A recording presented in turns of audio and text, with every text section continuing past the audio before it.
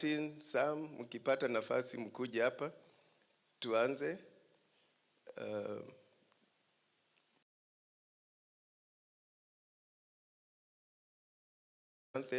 Do some prayers alafu tuanze.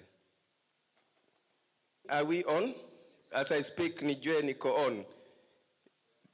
You know, I was making a bit of a lot.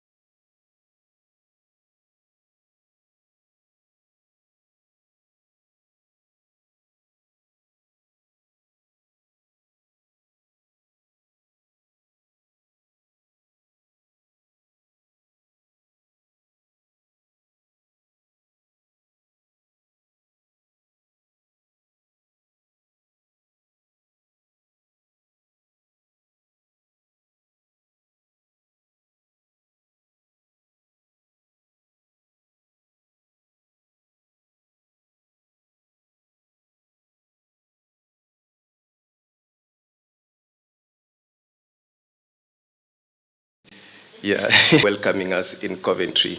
So this is our first time to host the Daring Abroad Investment Forum. Again, thank you so much. So before I proceed, we are three-man guitar from Champs Media here. There's something like three-man guitar. I know there's two-man guitar. I would like to introduce the team that has made this success. Of course, we have our colleagues back home, but those who traveled on this trip are Eric Maweu behind there. Maybe you should stand. Clap for Eric. So Eric is our technical person, the videographer, and making sure that the live coverage is going on very well. And let me introduce Mr. Patrick Okinda. Tumpigie makofi. So, fanya hivi mkono. Okinda is the coordinator of the Daring Abroad Investment Forums series. He's done it. This is the 34th. We began in Australia in UK. In the US in 2023, we went to Australia, UK, US we've done twice. I think the most we've done in the US. And then now we are here for our last of the abroad forums this year. So we normally then have a culmination in. This will be on 24th October. This will be I've never traveled outside the country, but they want to hear the stories of diasporians who returned. How was it abroad? And the theme is really skills, impact in economy, skills, and knowledge transfer. There are people who've gone back, established hospitals, some are in farming. So we now, through these, those abroad and back home, we are trying to trace, because we've been hearing figures. So we hear how many billions we are sending back home. But where, that cancer center in South B, I think, had diasporians who are back home and they are in leadership. So this is helping to transform the country. And they've never lost their networks, because while back home, they still have their networks abroad. So you see, it's a small world. It's a global village. And these forums were out of requests from you people. That Daring Abroad was a storytelling platform that is about 10 years old. When I quit my employment to start telling, like Dr.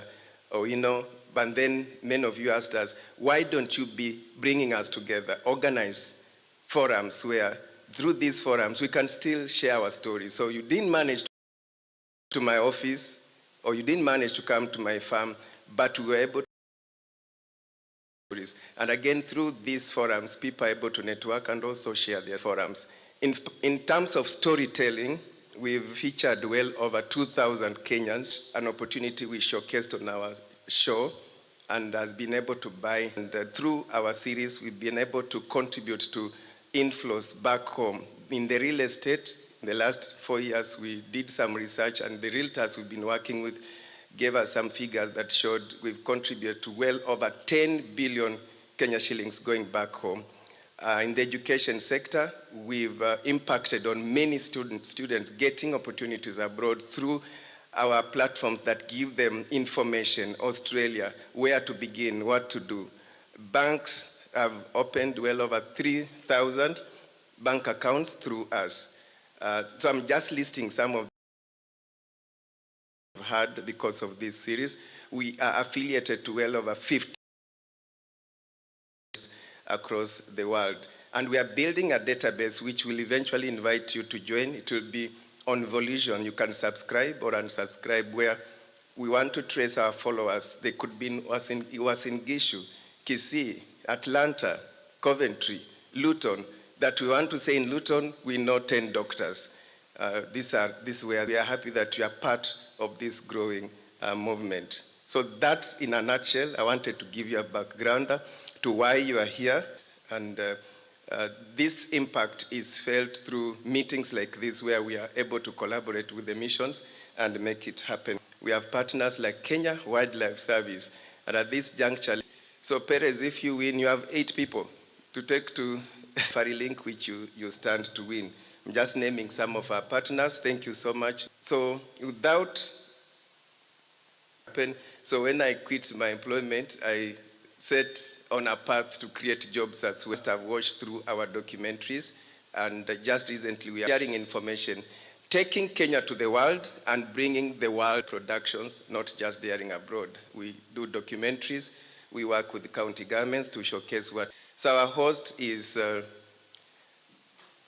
have really supported us in organizing this and mobilizing this. In the UK, you've come together and formed an umbrella body through which you can just network and agree. You said, I say your age. You are not far in aerospace and defense. Wow, so tuko sawa.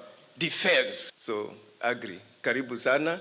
And you are to tell us why diaspora associations are important. Ladies and gentlemen, hamjambo. Hamjambo tena. Bwana mnazungumza ni kama mko na njaa. Has got about 28 chairs and adding, because there are a few more who have requested groups in the UK. Let me just see by show of hands, how many people belong to a community group? of one way or the other. I arrived in the UK in 1996. I remember it was the 21st of January, 1996. And then I go back to Kenya. Nearly 30 years later, I'm still here. 29 years and a bit to be 30 here.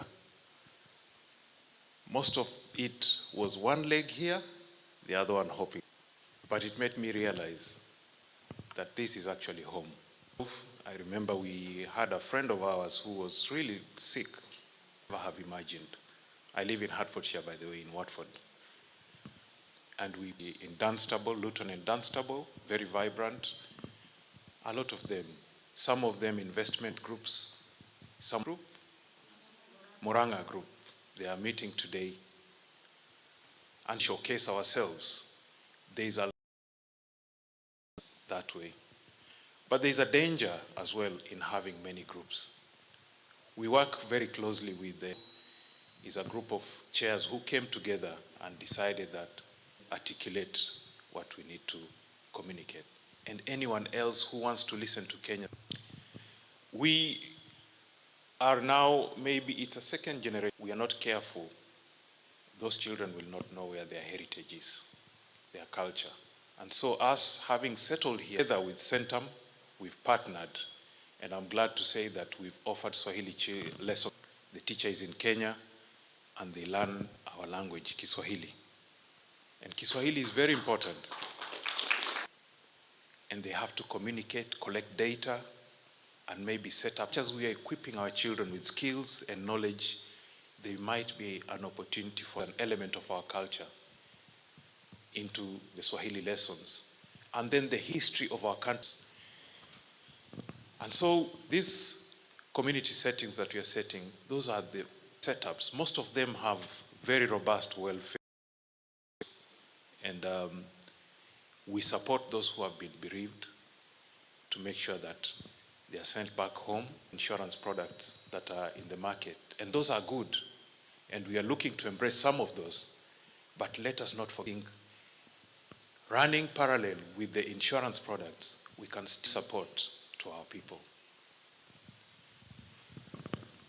There is so much together with others who, I can see Dr. Perez, you've come all the way from Kenya here and set up one. We are requesting that you now come into the community, because community is the grassroots. It is where it all starts. It all starts at home. Because that way we know they're in safe hands, don't we? And so I'm requesting, let's start mentoring our young, homegrown enthusiasm to carry on. Together again with the center, there is a sponsorship for a part of our now Kenyan Football League that is running in the UK, are coming from Kenya. For the very first time, working with the mission again, with the education attaché, we've put a foreign land, the laws are different, the cultures are different, and so we induct, go and join your local community.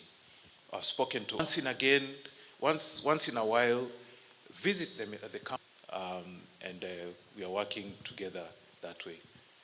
Allow me to introduce KCCC, and I think if I could speak about community, I could, and the importance of community. And if you've not joined a community, nobody has a monopoly in starting a community. We are all Kenyans, and how to run the organization. With us, actually that road that you're talking about, Lodwa, because I live in Kitale, and when I saw that road, I was saying to my wife,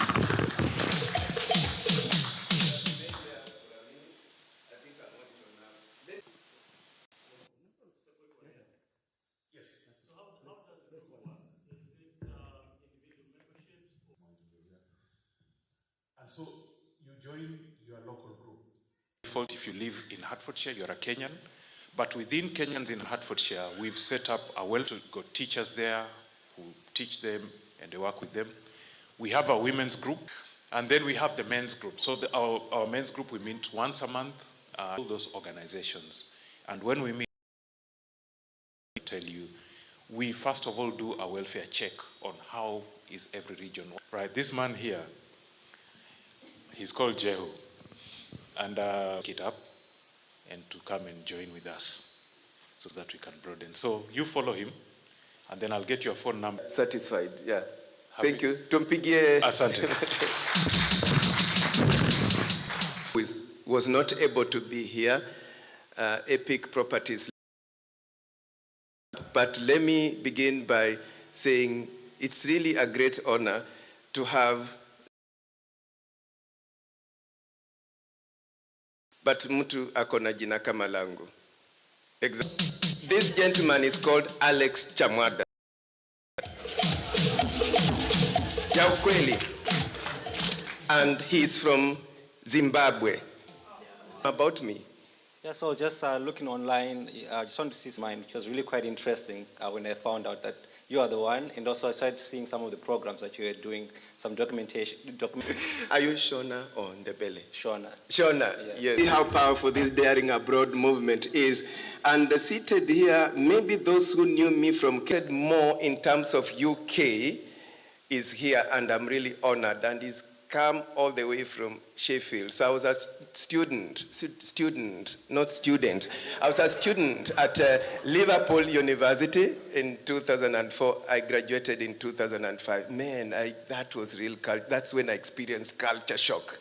Nilikuwa napika mayai kila siku. Nilikonda, then baridi, nini, family back home. I came when we had just gotten our second born, 1 day old, and I'm jumping into a plane. So you can imagine, I really was hit by culture shock. But I had friends who I would talk to. They would call me to events, and one of them is Enos also. Simama Enos wakuone.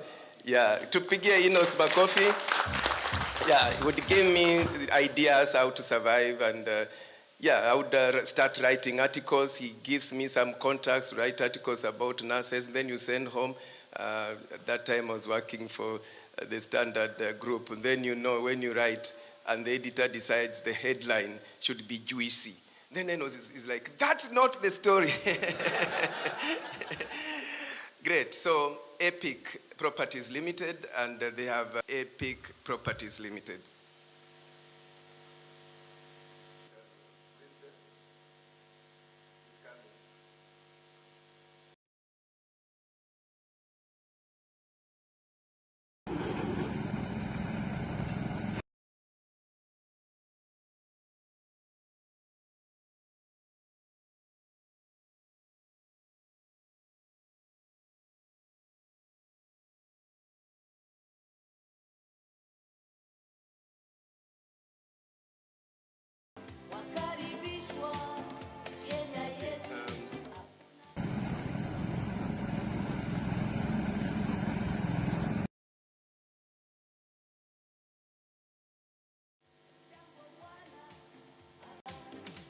Great. So at this juncture, allow me to welcome another community and to appreciate him, to give us 1 or 2 or 3 words. Gichini, Community Steward, Building with the People. Tumkaribisha Jehu. Your Excellency, the High Commissioner.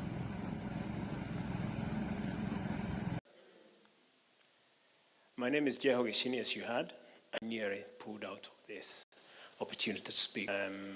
I would start by saying this is our home. We used to live in, a lot has been said by, is echoed around every corner of the UK, London. We felt it wasn't in the community, you would be banned voluntarily. So it was we are happy to call this home. Why? But everybody has a calling.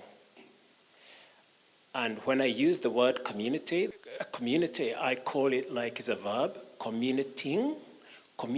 Let's go and community. It's commune and uniting. And if you look at that, you would wonder, why would a community not be united?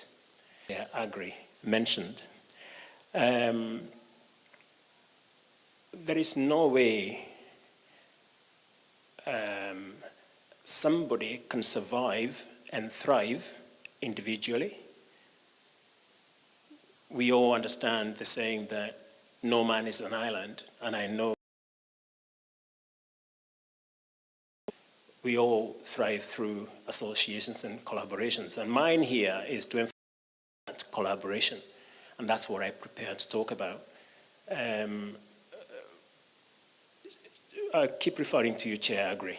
Coventry, it has a very strong Kenyan community, very strong.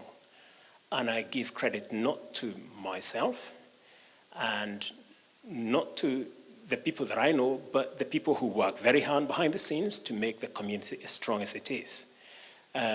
We are woven together by fabrics that we hardly see, but when it comes to circumstances which desire us to come together and pull together, we do come together.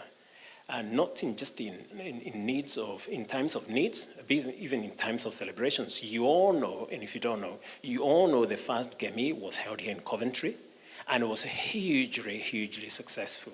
That was credit to those who organized and credit to all those who pull the strings together to make it work. These are the collaborations I'm talking about.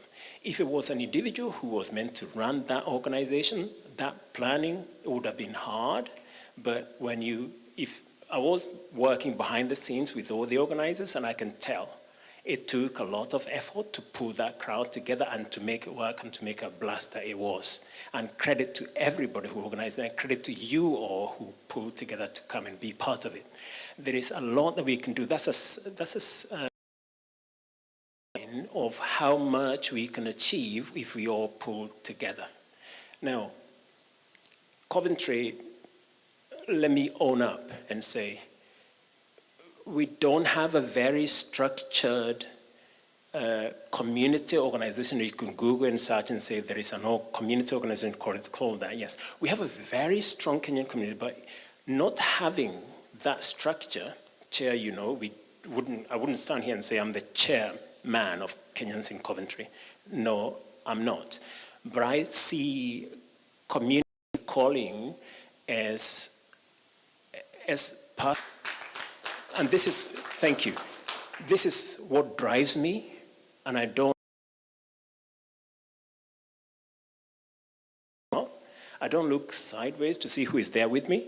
I don't look the others, I don't look back, but when I see, and this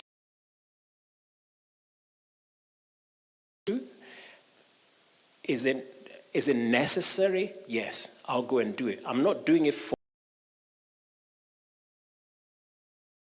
I'm doing it because it's necessary. And if it's not necessary, I'm sorry, it didn't work out.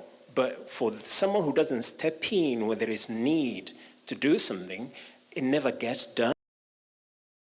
Once you step out to go and do it, you'll be surprised how many people rally around you. Nobody can.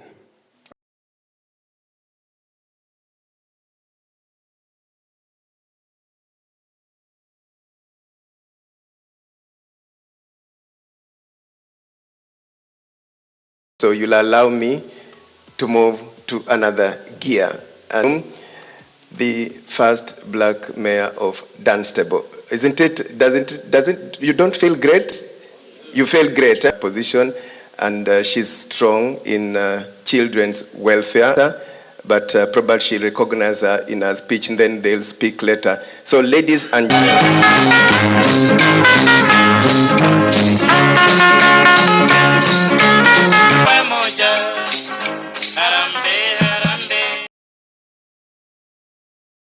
Ladies and gentlemen, Your Highness, good afternoon or good evening. And I have to first acknowledge my youth. Please stand. We have Angel, she's our chair lady. We have Joy, she's our media personality. And then we have Mwangi, who is our youth coordinator. He's one who has inspired 2 weeks ago to go and you'll hear the speech. I feel sad because I have to leave, and as a I had an event that I have to be there by 7 o'clock, so I have to leave. But for me, I'm here to speak about, we need to take over these places. We need to see ourselves in those places. I'm here to empower you from a different perspective because everybody has spoken about community. So please, I will not take much of your time. So as I stand here today, yes, I'm a qualified social worker in children's services, and I do love working with children. I think I work where there's crisis, and that's why I excel. Everybody says their area is different. My area is children's services. I don't mind doing court work, and that's how I operate, because I love seeing changes. I'm also the first black mayor of Dunstable, and I'm proud of that. I hold it up. I walk in those places because I belong, and that's what I want to remind you. We all belong to be in those places. I'm also the founder and chair lady of Luton and Dunstable Kenyan Community Forum, where we have been there. I think we established it just before lockdown. And I can say we've gotten about 14 or 15 awards. We've been recognized by BBC. We've been in different places. But for me, when we started the group, it wasn't about recognition, but about making impactful changes. And I say today, that our youth, and that's why I love our youth, it's more about us creating safe spaces for them here. And that's why we are missing the point as well, Kenyans. We have a very vibrant community group, but our children have told us, Agri, you said you're in Kenya and your children ask you when you're coming back. Our youth have told us they want also to be established here. It's not that they don't want to invest or go back home, but this is where they call home. This is a place they call home. If you don't create those opportunities for them to call this place home, then unfortunately, we are not doing the right thing. And you'll hear from the youth what they say their struggles are. Sorry, it's dropping off. So as I go to my speech, I'm also the BAME officer of Central Bedfordshire, so within the party that I present. So I want us to reflect, and for each one of us to reflect. When was the last time you collaborated with someone from a different background for a shared objective? The sense of unity, despite our differences, is what we embrace today. We gather not only to acknowledge progress, but to envision a future that collaborates. I've heard the word collaborates, supports us, and drives our community together. Each thread in our community adds its beauty and strength. The diversity of each one of you, your story, is a dream that needs to come alive. As an ethnic minority, the need of representation is vital. We need to be in those places to be seen. I tell people, if you're not seen, they don't know about you. Presentation is you going to those offices and you need to be seen, you need to be recognized. And that's what we do in our community. If I send an email, and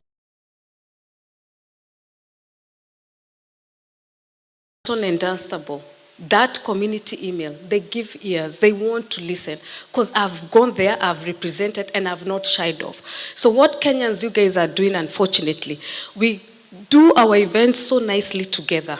But out there, we are doing ourselves a disservice. We need to stand up. I am always in those, you should see me in those forums. Even before I was mayor, before I was a councillor, I would raise up my hand. Because if you're not there, they don't know you. So for me, it's more about empowering ourselves. Again, but there's a place we are failing. And that's a place I want us to talk about. My youth know, even my leaders know. I tell them, if you tell me anything about, we cannot be coming together to raise, Saika ingekuwa matanga, trust me, doing different things. This place should be full because we are here to be empowered. But Kenyans, there's a place, kuna pahali we are missing. And that's when I go to different peoples in the community and see how they are doing. Nigerian communities, different communities. My mom came here, she wanted to go back to Kenya. Until today, my mom is still here. She's the one who told us, you need to start empowering yourselves. That's why we are empowering our youth. I want us to learn from the Nigerian community and the Jewish community.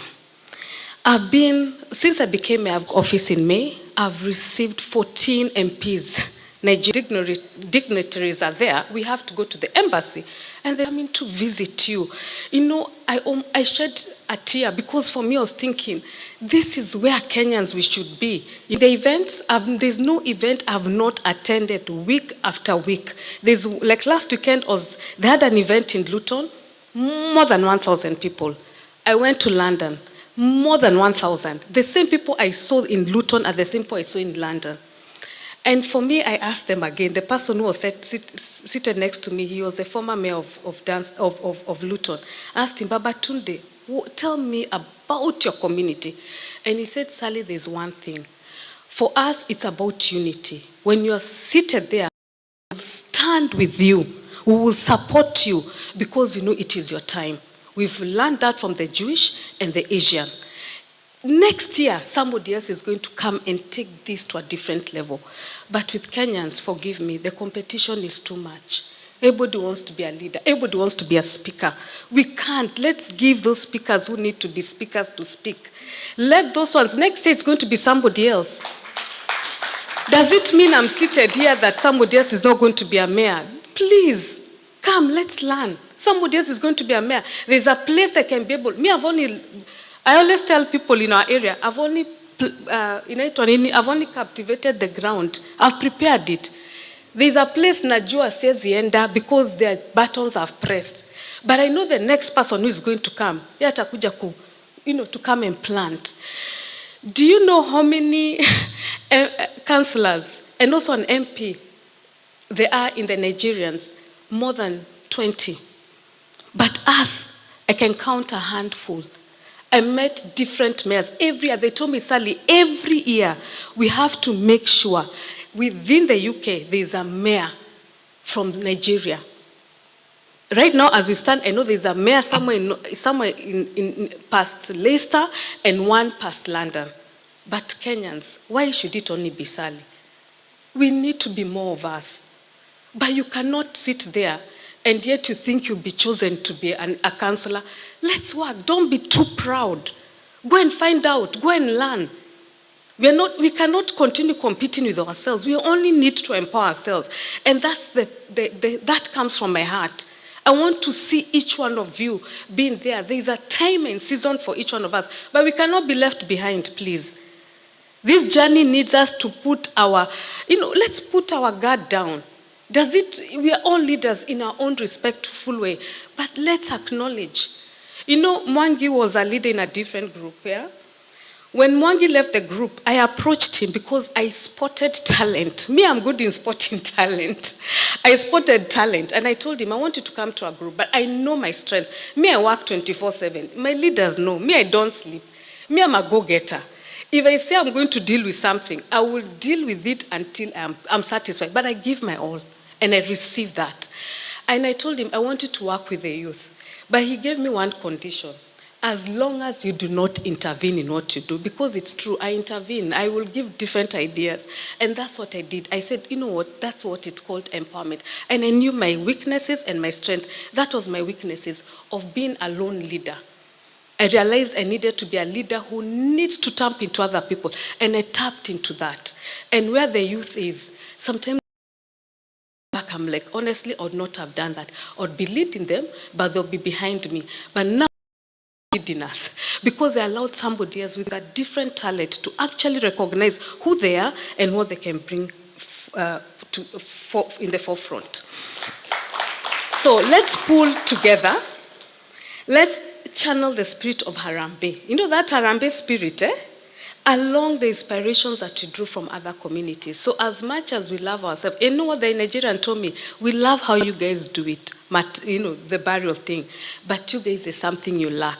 And it's so shameful to hear that. They know we are very competitive in terms of different ways. But in burial, they say, Sally, we can come and learn about the burial system, but not the spirit of going, tunasaidiana.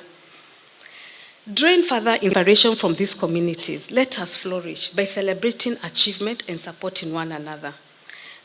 Let us be those people who, when we see a talent, let's support them. It's not about you can do it better than the other person or I. No, recognize it, do it, and move forward.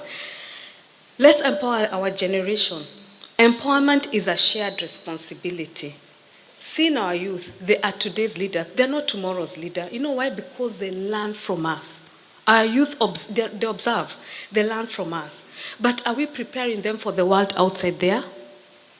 Can our youth go to places? Do you know, 5 years ago, I got an opportunity. I was called and was told, listen, we are looking for magistrates. Get your youth to come to apply for magistrates. Sally, we know this panel come. I have to speak. My youth, when I approached them, nobody wanted to be a magistrate. So I was quite hard because I couldn't understand. But when Mwangi came, he changed their vision for them to understand, if you don't go there and occupy, nobody is going to occupy those places for you. We have to go there and occupy, to be heard, to be seen, in order for them to recognize the things we are. We can only be heard with one voice. Only one voice. And that is what we need to do. And let's continue using that to be able to progress in that. Let us also live with our truth. Let's reflect on who we are. And these are the questions I tend to ask people. What kind of environment are we fostering for our youth today, for yourself today? Are we nurturing growth, courage, and independency? How do we strengthen our communities and homes? We are who we are today, and because of that, our mind is what matters, is how you see the world in a different way. My journey, myself, each experience for me has been a learning opportunity. And I want to tell you, my first ever impactful changes, but I lost only with 22 or 25 votes. The guy asked me, we didn't expect you to get votes. That gave me motivation. A loss is not, if you get anything and you see that you achieve it that time, go back and learn. I continued giving back in the community. Do you know what came up from it? That's how I'm a mayor today. They started following me. Everybody in the area wanted to lose. You cry. But I didn't cry. I think in fact, it's Wangi who told me, I just want to prepare you. What happens if you lose? I told him, God forbid. I was more grudgeful than him. I didn't even want to speak to him. But he told me, Chaledi, because he calls me Chaledi, God is preparing you. In my head. And yes, when I lost, within 2 days, I had to we were performing, our group had been called to go and perform for the king coronation. And you should have seen me dancing, smiling. Because I was there, I turned up. But when I turned up, people started observing me. I'd go to the supermarket, they'd be like, are you the lady who was in the ballot papers? Yeah.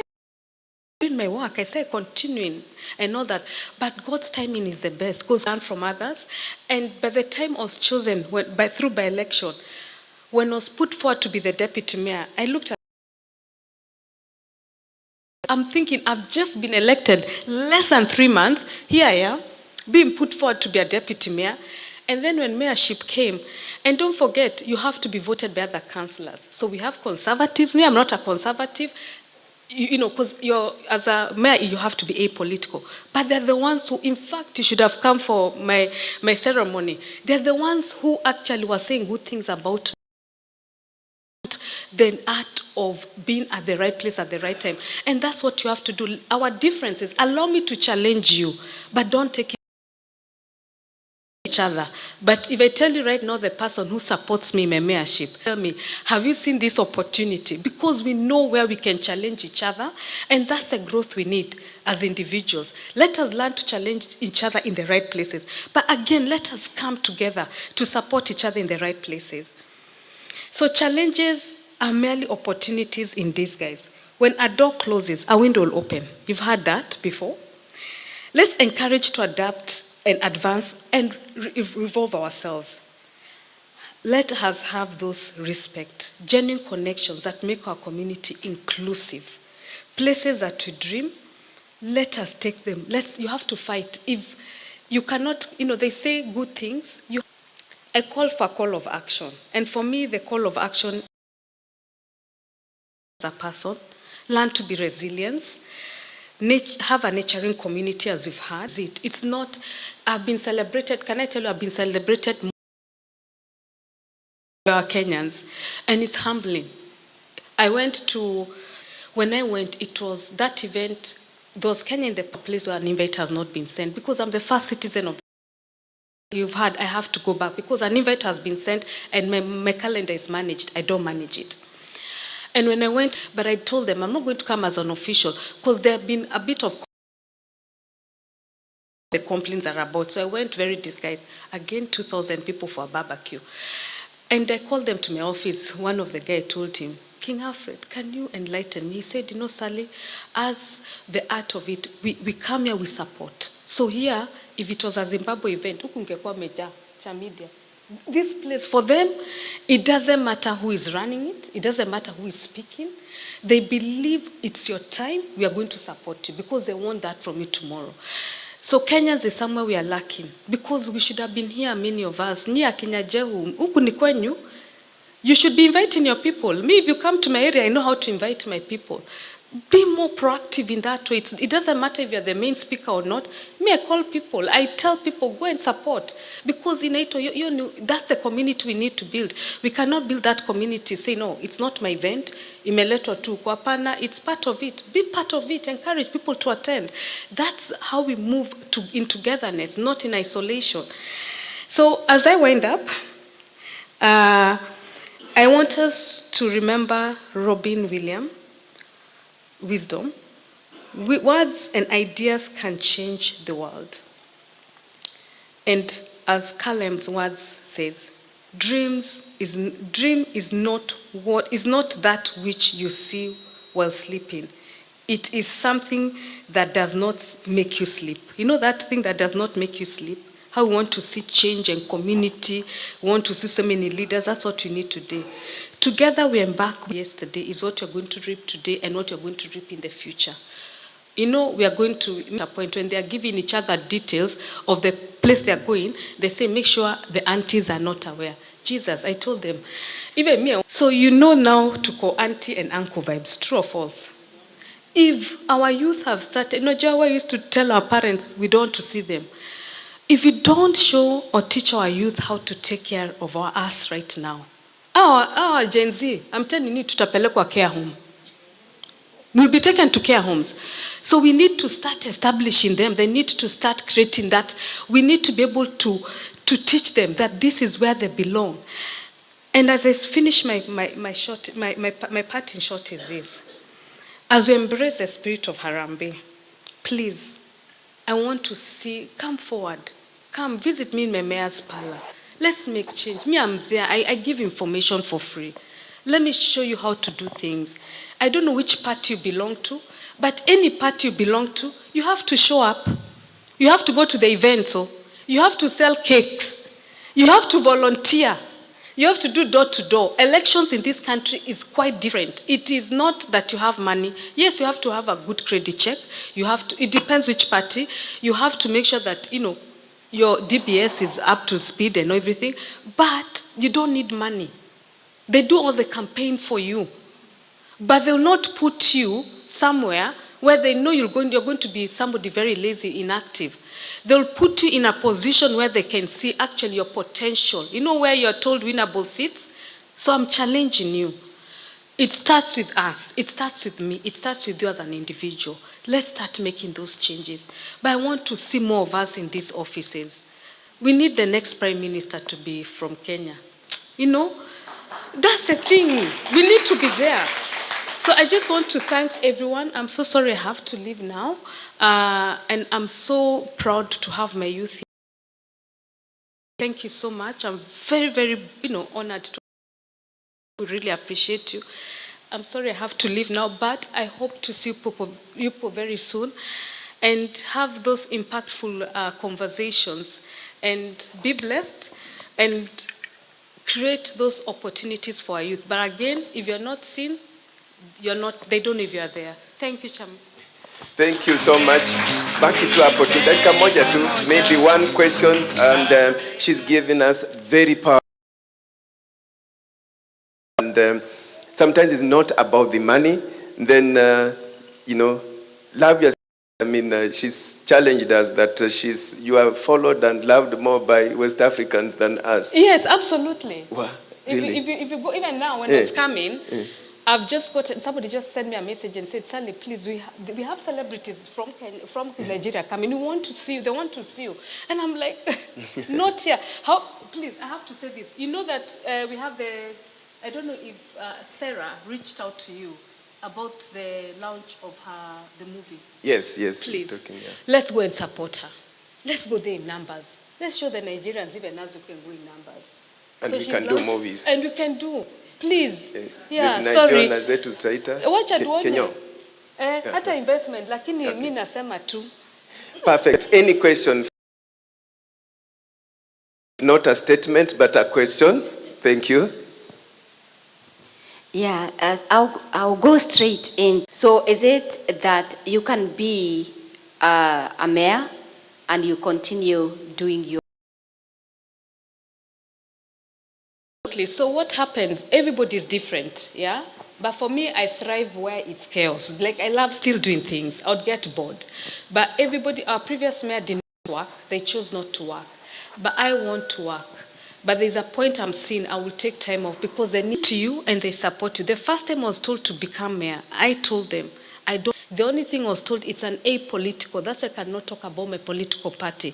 When apolitical means is that I'm there fully. But you can do, they're there to support you. So the office for the mayor is there to make sure that everything runs around you. But what I do, I give in areas that I know I have to compensate more in. Okay. This one who I'll ask on their behalf, I know you don't have much time, so we go into leadership, we empower ourselves, it's nice. How to this maneno we are discussing investment and money in the pocket? So, me, you know, if we are building ourselves in that way, and you think had opportunities to meet different organizations, different opportunities. You're talking in terms of investment. At this moment, I'm talking to a group of people who want to visit Kenya because of how I'm spreading about Kenya. So I've met potential people who want to visit, and their business, they're looking for a golf course. Yeah, so I'm now negotiating with them in terms of which agency or which I can be able to take them to, but they have gone. They went once while somebody took their money, but now they have seen actually there's somebody they can be able to trust and move forward. So investment also with our youth. When they come to these places and when I brought them here, yes, they see this is home, yeah, but they also love about Kenya. They love, there's something about them. So when it comes to investing, they also invest in, first investment starts with you as an individual. Wow, makofi kwa mayor, makofi. Wow, that's so inspiring. Really appreciated. I know our youth will. Tena mayor, makofi. Harambe, tuimbe pamoja. Harambe, harambe, tuimbe pamoja. Harambe. Kidogo tu. Ladies and gentlemen, allow us to introduce one Kenya in terms of asset base and membership at SACCO. Remember, SACCOs are good investment partner to be a member. Its membership is open. So let's listen to Mwalimu. 9 billion, a true reflection of resilience.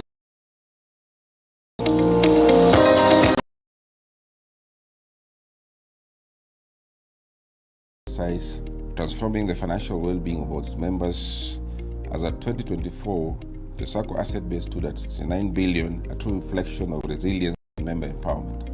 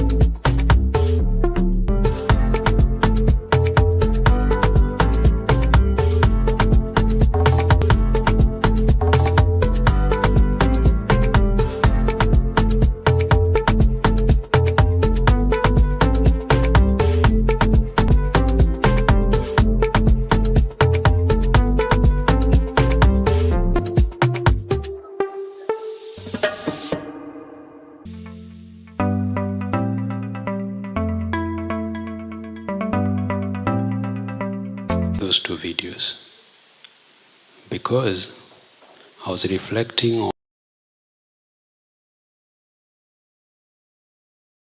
who are born then. If you're born in 1970s, yeah, these places you've seen in those videos, how did they look like back then? And belief is beyond remittances. These places in 2070, if this video will be replayed in this room in 2070, over the time. And it's a game for the long term. It's not a game for immediate return. Financially independent. 6% of the retired diaspora forum, but the retiree is only pension, and for are still dependent on families. And that's why I want us to agree here. How do we then make sure that we utilize the platform, the financial markets? And these are quietly.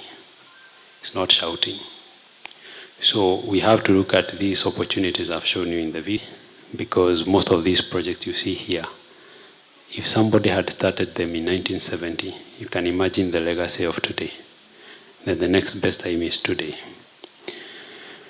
I'll speak briefly about the outlook. What are we looking at in the Kenyan space? The good thing with East Africa, Kenya is the pace setter for that ecosystem. In the year 2020, we are about 48 million of us. And in the year 2025, we are about 55 million. And in 2030, we are projected to be at 57 million. And 2045, we are projected to be 6. Today, if you look at all the urban environments, and I will speak to Kenya every day, that is about 2,000 people FM from an accommodation and food point of view. Investment survey. What is happening to Nairobi is because of a union, which I tend to agree, because it's a nice place, it has a national place, we need to invest and house those people. The road infrastructure opportunities for us. Today, if you walk in the city, where you came from in the morning, is it your home? Out of 10, how many do you think will say they have rented? And Mr. Somebody, I forgot the name, for investment. Now, what is the biggest challenge then do we see in Kenya? In Kenya, the biggest challenge we have is planning. That's why, for example, when it rains, some areas becomes impassable. And sometimes you realize that the sewer line infrastructure cannot accommodate the estate because it has not matched the population growth. And that's why big institutions like ourselves, we are coming in to create well-developed and well-planned cities. Like the two I've played you there, I've not played for one in Uganda. And those are places we want you to come and take advantage of, where at least you know here there's a good planning, there is all opportunities available, and the opportunities available in those cities are not just for high-end. I'll ask a question again, whoever gets the try gets something from us. What do you think is the most cheapest in all the two developments? One's in Coast, one is in Nairobi. What do you think is the cheapest property you can get in either?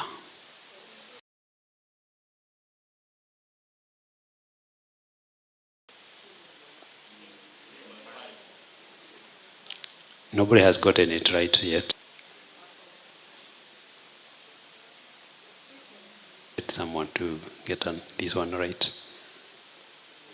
The most expensive by buying off all those estates. So those are billions of money. Okay. And we charge you 5% for the headache. Number two, when you want to resell and exit for a profit, we have a book. We've written a book on real estate market insights to your own free time.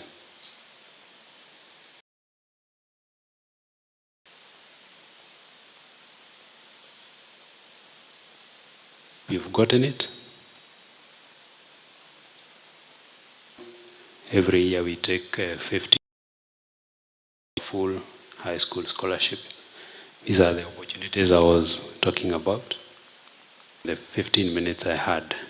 If you want a copy of this again, scan the QR code and go through at your.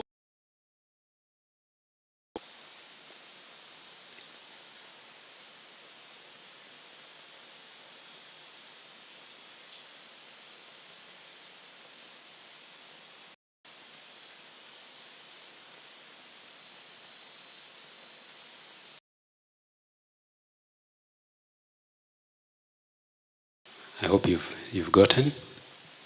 Those who are not able, because you're Alex. Just hold on there. Do we have a question for Martin? He's given you some insight.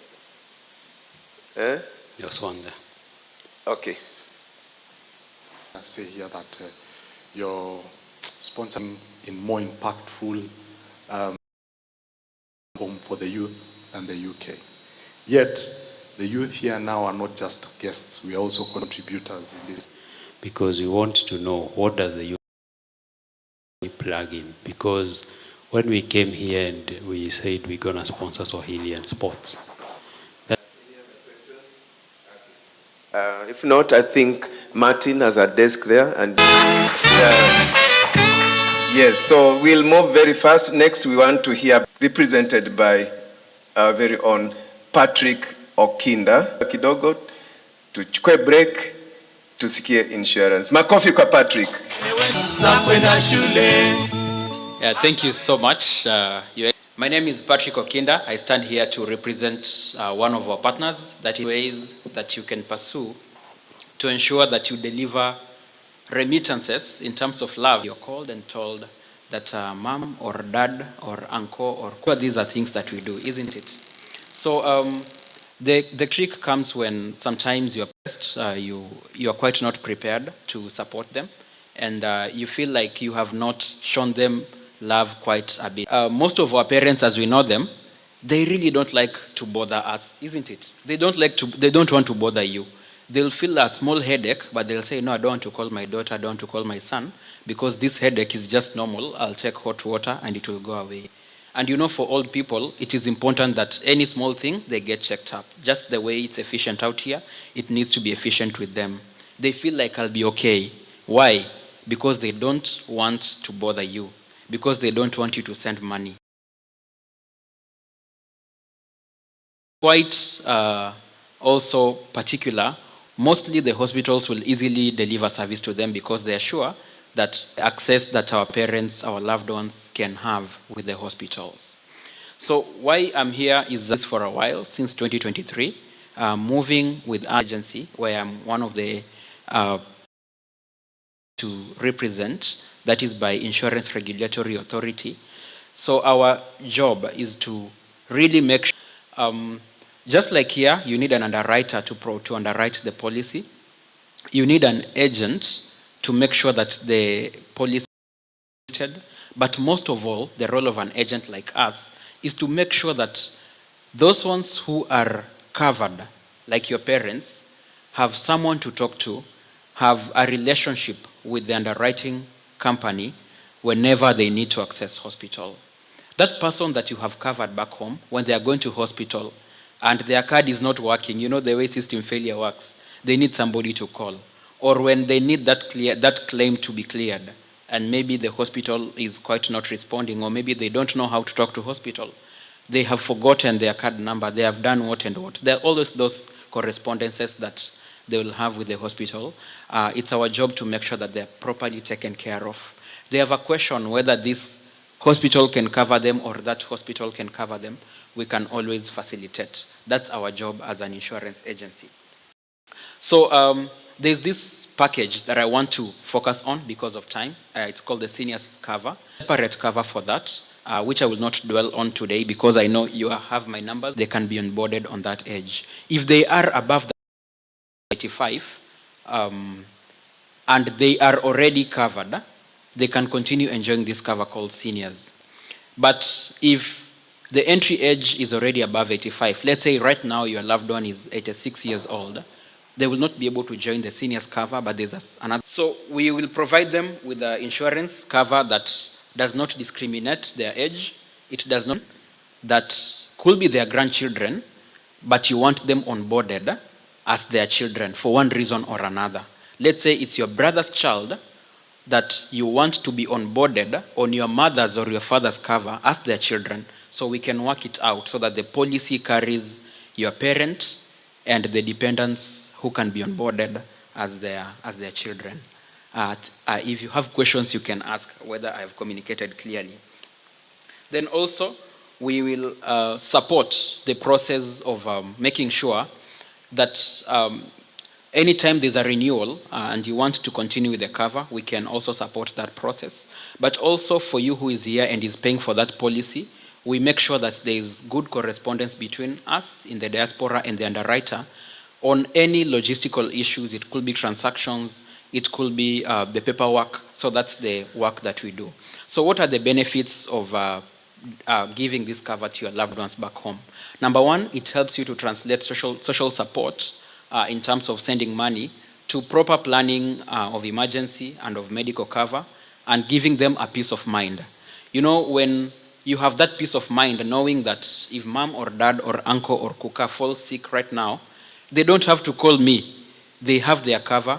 They can call Patrick and go to hospital, and Patrick will make sure that they are covered. Also, the benefit of AR insurance, being one of the leaders in the medical underwriting field in Kenya, is that we have partnership with so many hospitals across the country, and statistically from central Nairobi, coast, western, Nyanza, eastern, and most parts of the country, you are just 30 minutes away from a hospital that accepts an AR cover. This is to say that if your loved ones are in the remote interior, they are, which is the most interior part of Kenya, of the places I've mentioned. I know for northeastern and Turkana, the distance could be longer, could be about 1 hour or 1.5 hours. But apart from the northern part of Kenya, those areas where the population is sparsely distributed, the rest of the country, you just 30 minutes or less. For people who come from central Nairobi, Kisumu, it could even be less than 30 minutes because of the concentration of population. So you can talk of a place like Kabuchai, like Kasipul, like Kerugoya. In those areas, you're just 30 minutes away from a hospital that accepts AR insurance. And when you cover your loved ones, you are also you're not just giving them a peace of mind, you are also giving yourself a peace of mind here. You know that your mom, your dad, your uncle, your kuka, your grandchild, their grandchild will not just say it's headache. They will not diagnose malaria for themselves. You know, we are good at diagnosing diseases for ourselves. A very confidential question again, because this is insurance, some things could be confidential. Karibu sana. Makofi kwa Patrick. Thank you. You have a question, eh? To do in my retirement. Well, when I say. So basically my question is, I know AAR is a very big company, and I don't want to sound very ignorant because I am third generation in the UK. So my question is, yes, AAR has all these hospitals, partners everywhere. Now, you're looking at a age group of 65 to 85.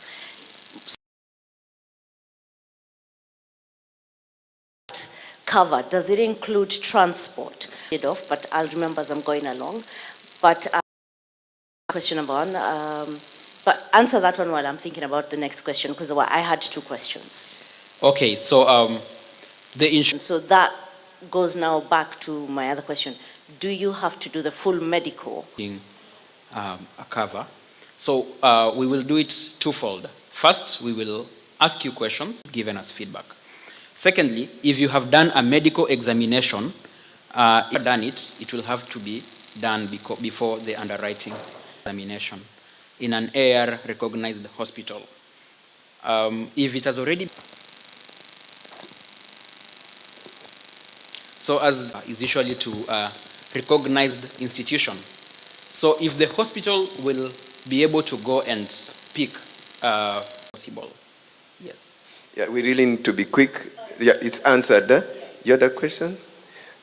So if I need repatriation back. I've centered my presentation on one package called the Senior Writers. Remember, I introduced myself as working with Champs Insurance Agency. As an agency, we not only work with one underwriter, what you can do is to get our contacts and you can share with home or covering yourselves here and last expense kind of policies. And I'm personally available on Zoom sessions or when you're in queue, look like if you're going to buy it. So we can send you a sample quote, you pay for it. If you don't like it, we can adjust it and look at what we can.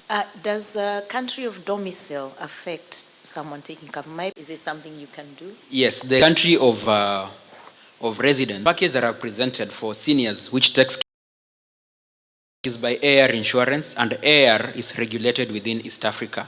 In Kenya, you can talk other solutions once you. Is in the health sector and will be telling us 1 or 2, 3 things minutes later, and we'll really do quite a bit of those presentations before dinner. And ladies and gentlemen, allow me to, if you have one.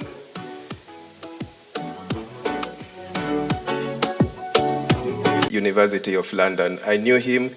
I've come to Coventry before. He is or has been another circle that is a partner of Champs Media. So this is a diaspora circle. We heard about Mwalimu circle. So Isaiah, as you.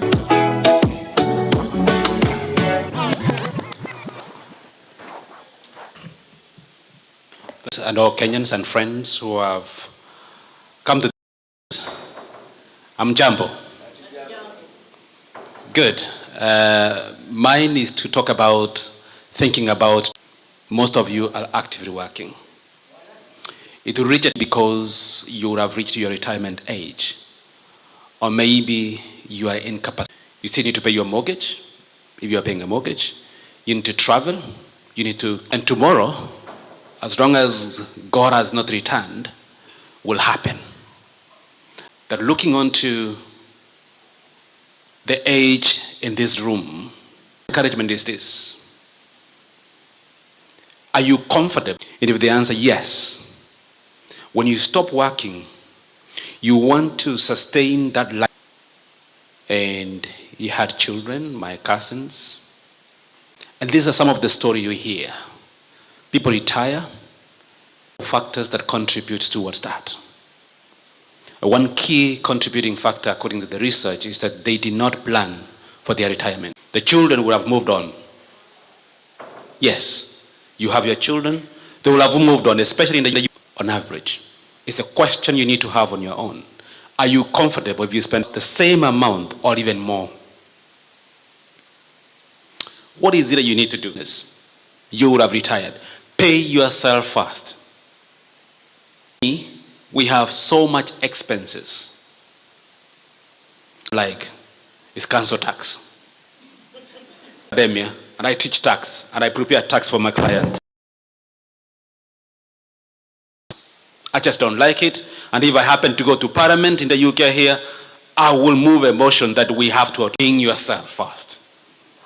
How do you do this? Savings account. Savings in your current account right now, where you can easily access. No, I did that. 3 years? 20. At least I'm older than you. My current account and my savings. But the question is that when that current account, oh, Isaiah, we need money. Muchango, left, right, center fundraising. It's very difficult to say no. It depends on you sending £20, Alex. And you can access that £20 easily. You are not likely to say no. See it? But no. You log on to your members portal, you log in, and you set clear financial goals. Remember, you are planning for some goals. Within 1 year, what is it that I need to do? Community, especially the young people. Chair, you mentioned that. I asked myself a question. How come somebody who is 17, Excellency, of about 6 years old, they were told If somebody comes for your birthday and they give you 20 pounds, they have something. Set up your short-term and long-term goals. At the moment, before, about the lady who died here, there's nothing. They don't belong to any community. We pull together. You don't want to experience this. Set up an emergency fund that revolves. You set up a financial goal. You're not joining. We encourage our members, the ones you join, was be able to have what's known as passive income. Passive income, so that, you know, I do speak a lot, Alex. 30% and 20%. I think you might have heard that. 50% is for your needs. With 20% first. 20%. You have what kind of lifestyle you want to live in tomorrow. Think about tomorrow.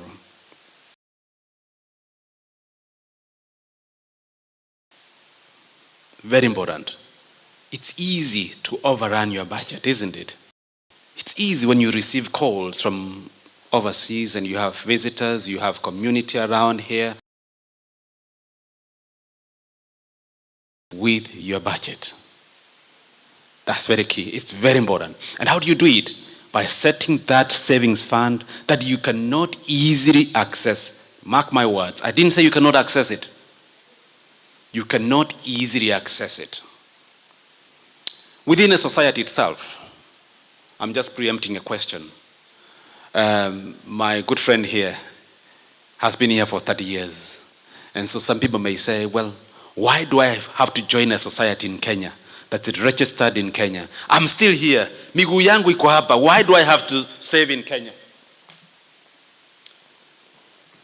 I'll tell you, the chair of Nairobi Stock Exchange, my good friend, Kibruto Kitoni, I met him 2 years ago and he told me something that I've never forgotten. In the year 2023, more than 60% of the investors in Nairobi Stock Exchange, they are foreigners. No, I don't think you got that.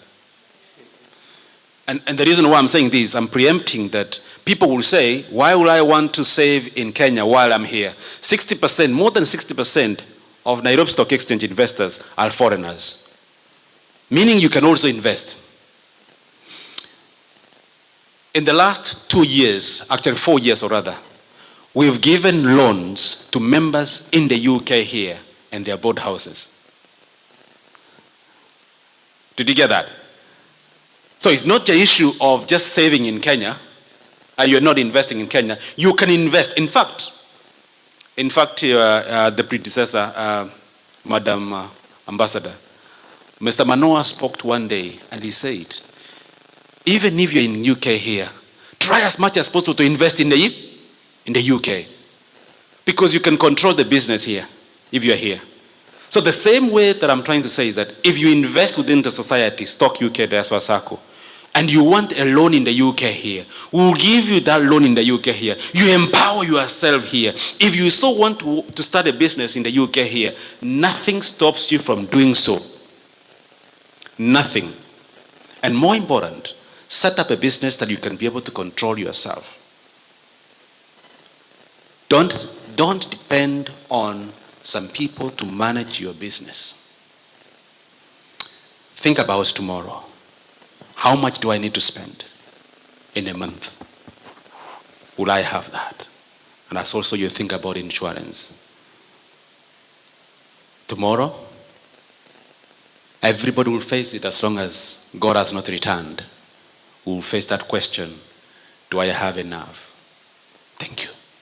Think about tomorrow. Wow, think about tomorrow. A quick question for Daktari. Just. Yeah. Oh, you scared them? It's a question. Okay. The most active questionnaire.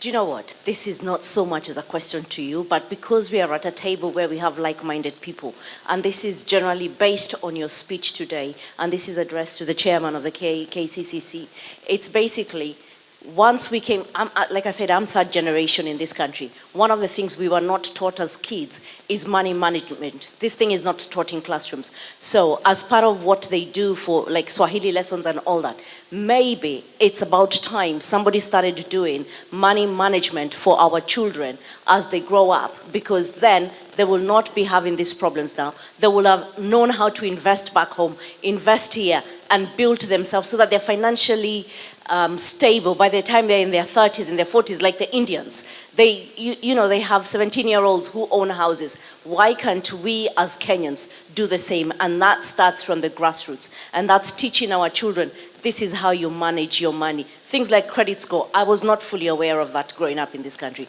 I got to find that out when I wanted to get a credit card. I wanted to get credit. I was like, Madam, your salary is not for you just to spend as it comes.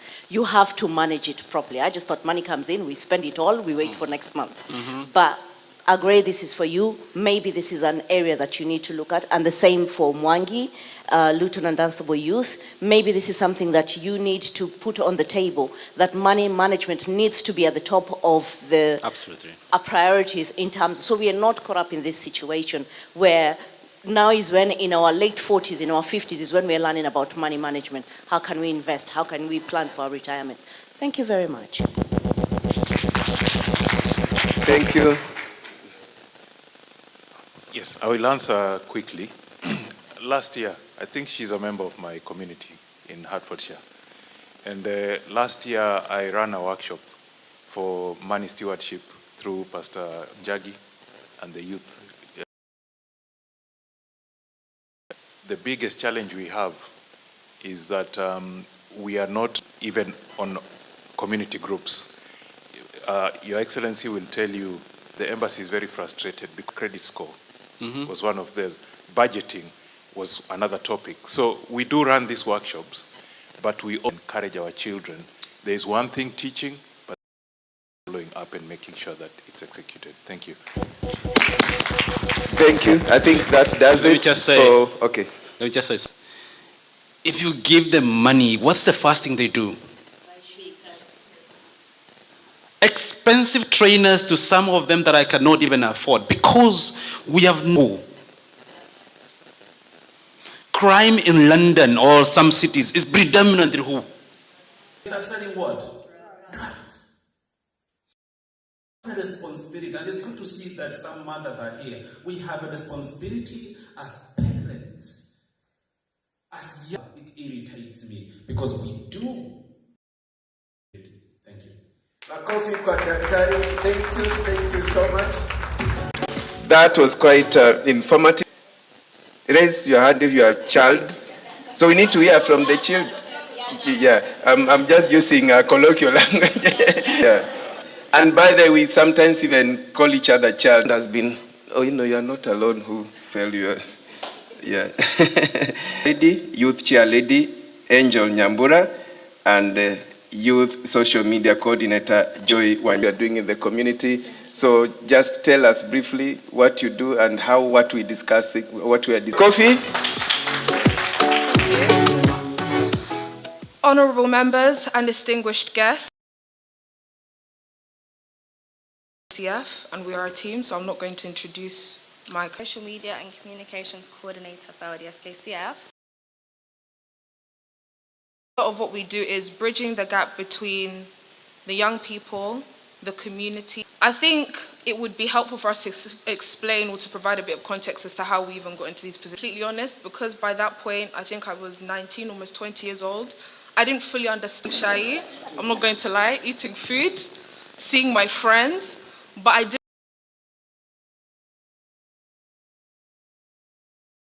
plays.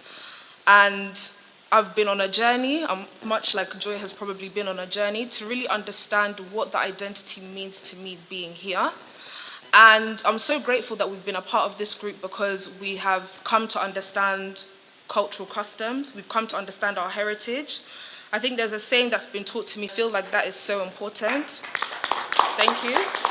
I think a lot of our parents, that journey and that struggle to come here and establish a new and better life, there was a lot of things, for example, but things like that I think were not taught to me because they really wanted me to grow here, excel, you know, excel within my educational career, do well in terms of my job career, and maybe to a degree they felt that giving me some of that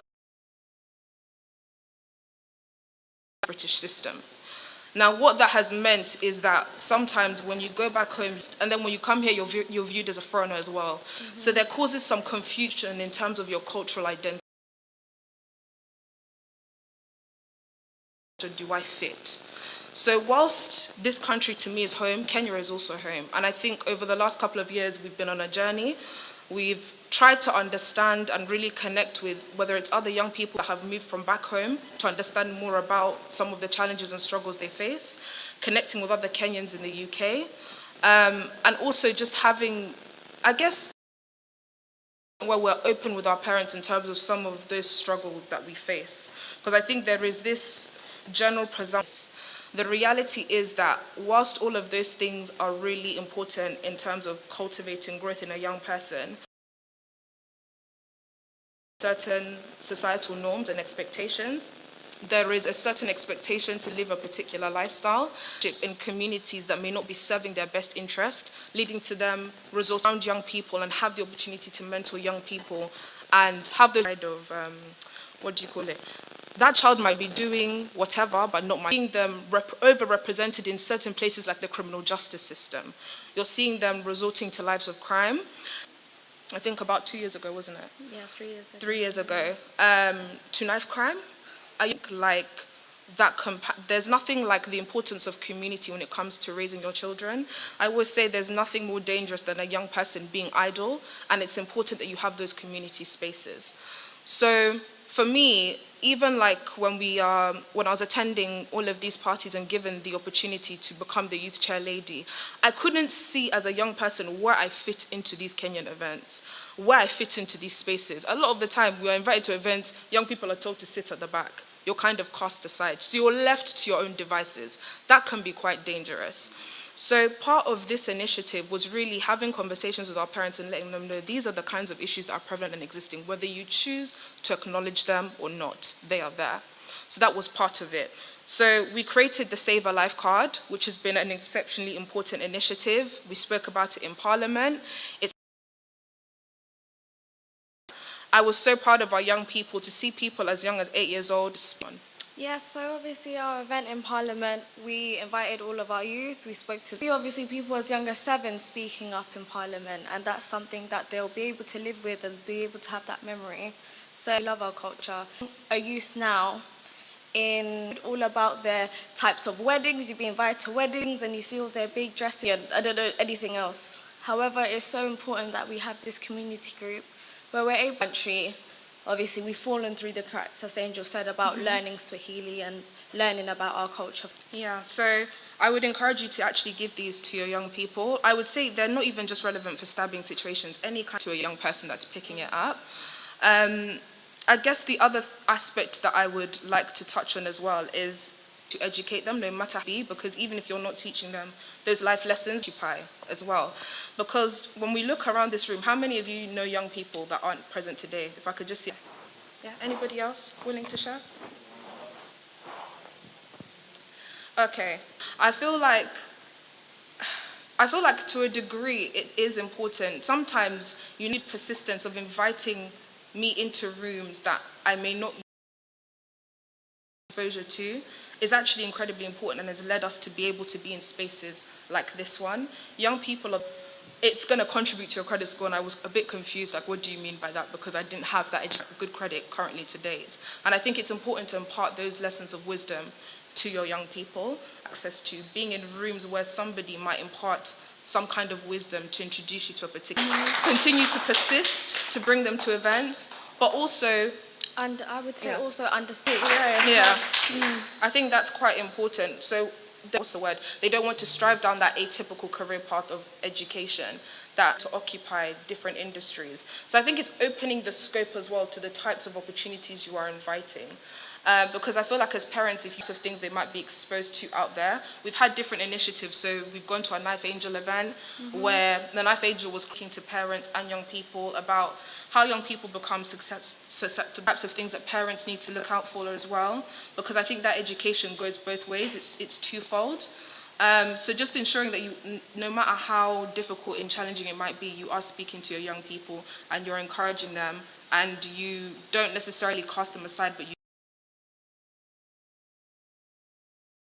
I also think being progressively pushed for spaces. However, we said we're still going to speak regardless because we feel like we had a message that was important to deliver. But it's just, again, if there's any events, if you have young people, please come to connect with, please stop us. We're happy to have conversations about that, but it's important that you don't allow your young people to go idle. I'll allow only one. Thank you. Thank you, Alex. For that. Can I ask a straight question? I see two very hardworking girls there from a very strong Kenyan community. Is it by coincidence that there isn't a boy there who could have been there? The boy child factor, whether there's a girl child equivalent? Yeah. Yeah, 100%. Yeah.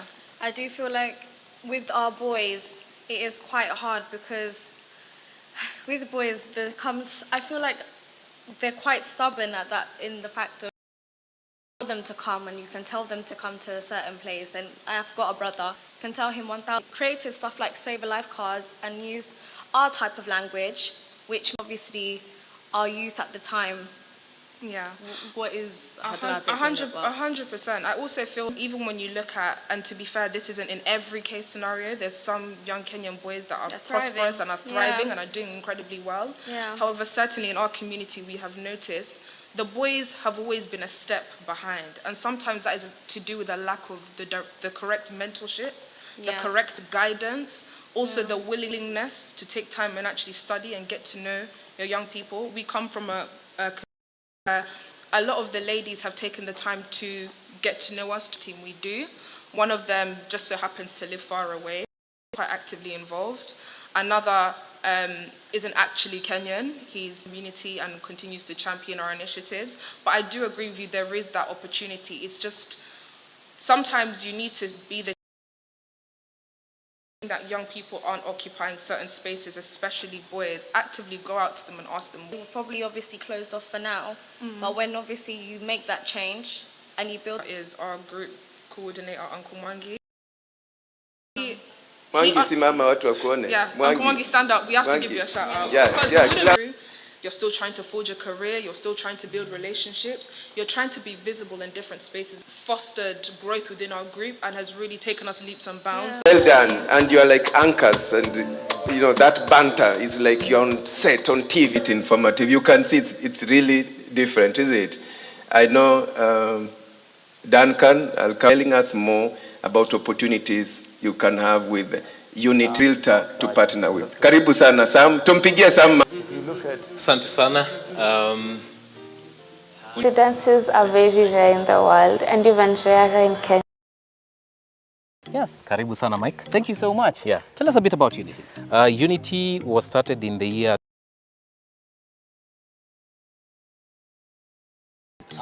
We call it Unity 1.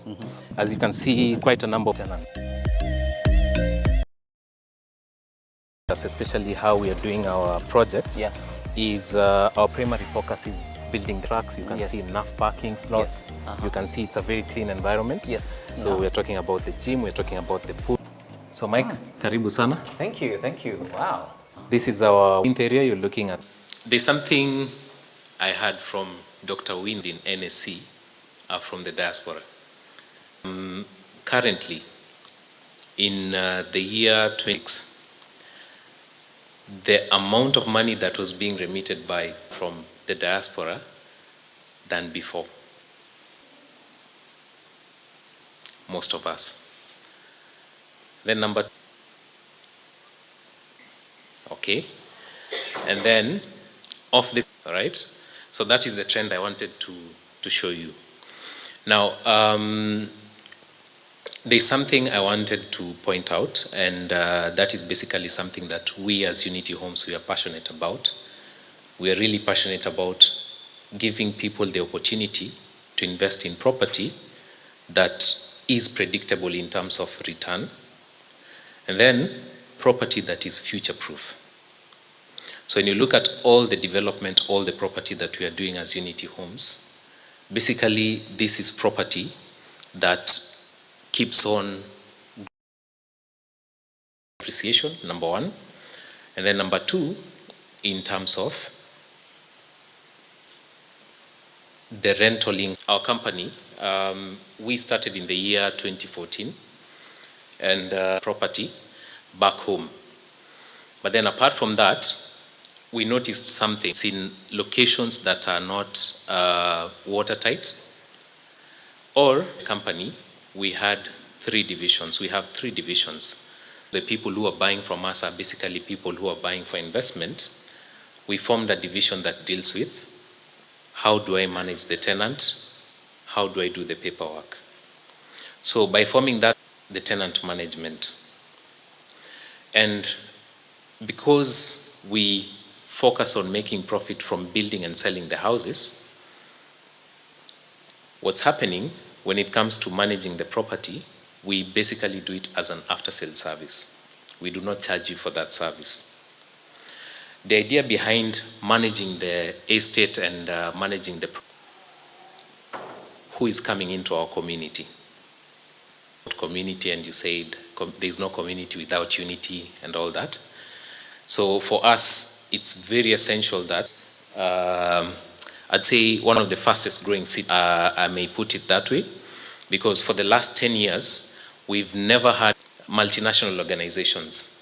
So we have staffers from UN who are coming in to Tatu City. Is, let's say, a furnished property. You are able to get, it's more or less 6 projects so far. 3 for that now we fully moved into Tatu City. So in Tatu City we have Unity West, 40 units, 2 and 3 bedroom apartments, fully done, fully delivered. There is Unity 1, which is the 1 bedroom development, which I believe comprises of 2 and 3 bedroom apartments. So that is in sync with nature. So what's happening, anyone who owns property at gets a front row view of the sanctuary. And for the sanctuary, what we are doing is for you, that's Silver Hill. So basically, if you can't get Kensington hit, and most people who are buying their retirement home with us. Size of the unit is 45 square meters. If your unit is furnished, you get up to 105. Working towards getting the first phase done by 2027.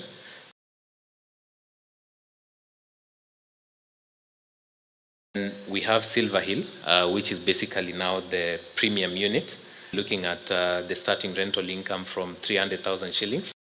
The size is 218 square meters. We have sold out 60% of the first phase. All right? I would insist, and I would say, is what makes us get to these numbers is the fact that you can't easily do in a congested estate.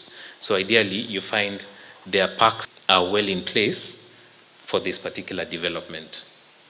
In case someone is interested in buying, we're able to purchase the property. So the idea behind the KMRC financing is to make home ownership as affordable as possible for you, so that I know probably because you're thinking of getting something here, you do not feel that weight of doing double investment on both sides. So the bank basically steps in. So simple as that. That basically says something. We give back to the community. We have a football team back home in Kenya. We be right there after this. In case you have any questions, I'll be happy to take them. Utaniona kwa tent. Sawa. So I was going. Greetings, Kenyans in the United Kingdom. Michael Zimanji from Chams Media here, coming to you from the beautiful Unity 1. As you can see, quite a number of people have already moved in. The demand, everything you're seeing around here is centered on the community. All right. Nice. So the first plinth area, you're looking at a size of 45 square meters. Yes. And we are taking advantage of the KMRC setup. KMRC basically space where you have the living room space with a nice balcony.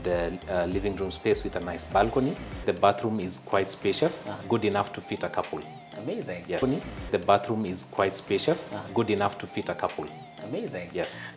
Ideally, for anyone who is interested in Pause. Chams Media together with Unity. Ideally, for anyone who is interested in Pause. Chams Media together with Unity Homes. She Homes shall be in the United Kingdom on the 11th. who love the grand things in life. Shall be in the United Kingdom on the 11th. Who love the grand things in life. We have the townhouses. Amazing. Yes. So, if you want to link up with Townhouses. Amazing. Yes. So, if you want to link up with Kiazi followed up a story of the Kiazi from value addition, and Perez has been followed up a story of the Kiazi from value addition, and Perez has been involved in many initiatives to support Sakoma. Tumpigie makofi akikuja. Many initiatives to support Sakoma. Tumpigie makofi akikuja. And she will be. Thank you so much, Alex. And she will be. Thank you so much, Alex. You forgot to mention that we've come a long way. We've come a long way, and it's a pleasure always to support you. To mention that we've come a long way. We've come a long way, and it's a pleasure always to support you. It's an absolute honor to stand before you to talk about a topic. It's an absolute honor to stand before you to talk about a topic that is of great interest to me. A lot of pressure, you got to work, you got the family looking up this country, being a black person, so and learning the culture of them. If I had a time, I would have actually talked about a different topic today, but I'm for jobs, mentoring young people. And I'm proud to say that a large number of my staff, agriculture, which is my passion, but in terms of building business, I just want to talk to they have achieved in this country. And a lot of these Asians are all Kenyans. So it's not that they're not Kenyans, there's an opportunity for retirement. And I said to my husband, I have no retirement plan. I'm going to work until the last minute. I have so much confidence God is going to give me people who have created much wealth. So today I've been called to talk about AI. And why AI will still be lagging behind as we have in many parts in the diaspora. The World Bank has stated that the African diaspora sends more money than development agencies. And this has been designed with a specific reference to health for people and when. But I'm not talking about global emissions today. I just want to take up to you to this diagram or the root, because a lot of losses also happen along, and the mayor was present, and I looked up in AI where food come from, and said food comes from plants and animals. But I have been listening to a couple of things and in scientific proof in UK and in Europe of whether there was compliance, the items, and I thought that AI is a good currency labeling and marketing. Even pricing are solutions we can find from AI. This is not necessarily us Kenyans know that these are our farmers. Somebody else is doing those calculations. The nations are looking to be independent in their food production. And they're Kenyans in particular, if we look at some of these solutions for the beginning. New technologies other than continue to farm. So really seriously,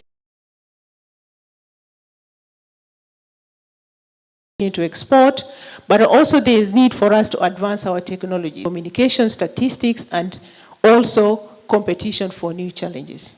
But there are pathways for monetizing some of these solutions today. And this is what I want to talk about. Alex, you visited them? There they are some of the challenges we have. But why does it matter that enables us to stand before others to say this is authentic data for us? Farmers, producers, and also captures all the information, culture, and knowledge with them. A good example I always say about Kenya tea. When you say chai, that tea, so that anybody can produce Kenya tea and it will taste the same. So the problem is for the farmers and the producers, and we use AI as a technology base for this. We use co-creation tools so that behind everything that we need to do in order for us to compete. And as educated or not educated, in order for us to compete, in order for us to focus the future, in order for us to be fair and also produce info. And we as here who are more advantaged and the young people here today, some of the projects, transferring that knowledge to us and making us better producers for the global market. Thank you so much, Mr. Perez again. Chief guest, again also, food, I've just been remiss. Quickly, Balozi, before we come to you, allow me to recognize, you have that post, rafiki yenu mnamwona, Bishop Dr. John Kahiu, tumpigie makofi. You could say a word or two on behalf of the church, yes. Life together, we do business together, and I'm happy here with me to say 1, 2, 3, 1 or 2. All guests who are here this afternoon or this good evening. I am Duncan Gachani. I'm a businessman here in Coventry, one in Coventry, and above that, we serve under Bishop John Kahiu in Wellspring of Joy. The ministry that we serve under is called the Wellspring of Joy Evangelistic Churches of Kenya, and Bishop Patrick. We are present in Europe because we are in Kenya. We are here in UK. We are in South Africa. And I'll say, as we all know, church has got its standing in the community. And I say that because all of us, we know, statistically, the suicide, so we look for every reason to meet. So we'll find us with nyamachomas, whether it's ladies or women. We'll have youth event. We know the church is a moral compass. Especially, we have that role. And anything we need, it is in the Bible. Everything that in the life of a human being, the solution is. Also the Bible says, if you don't work, don't eat. So you got to know on a journey whereby, because we know as human beings, we have experts, whether it's the mortgage, whether it is the health care system, every department or how are we doing that? By having the youth, involving them in church, and also, 1 minute, support people that are disadvantaged in Kenya so that they can enjoy especially in the Midlands. Thank you. To be an MC, you try, Mr. Bukachi. Very, very difficult, and pressure from there, pressure from here. Gad Turuthi is the founder of Mizizi Boys Mentorship, and he's done quite a lot in mentoring the youth here. Tumpige makofi. And thank you for finally 2 minutes, Tyrus Njenga. Finally 2 minutes. Tyrus is a great friend of Chams Media. He's look, you know, military, and we featured him, and he has services that you would want to mention 1 or 2. And thank you for being a friend of Chams Media. Use this mic. I have to say we wear many hats, but today we are just going to talk about the 2 that we are very passionate about. To our people, but not just a luxury brand, because anyone can do that. We have good news. Mnaweza tupata pale nyuma ya tent. Very good support of our work. We do a lot of immigration, kuleta watu, getting the immigration services that they need. Kuna watu wanataka loans, mnajua credit ndio mambo yote, one survives without some money. So all those things mkitaka kujua, I have a big team pale nyuma. Kujani to watch. We are hungry, is it? Are we also hungry for the chief guest too? The presentations, and I think this is a great demonstration of the partnership. Baridi, we have 1 or 2 with you. We have on a topic being a nurse in the UK, a very important topic. Ladies and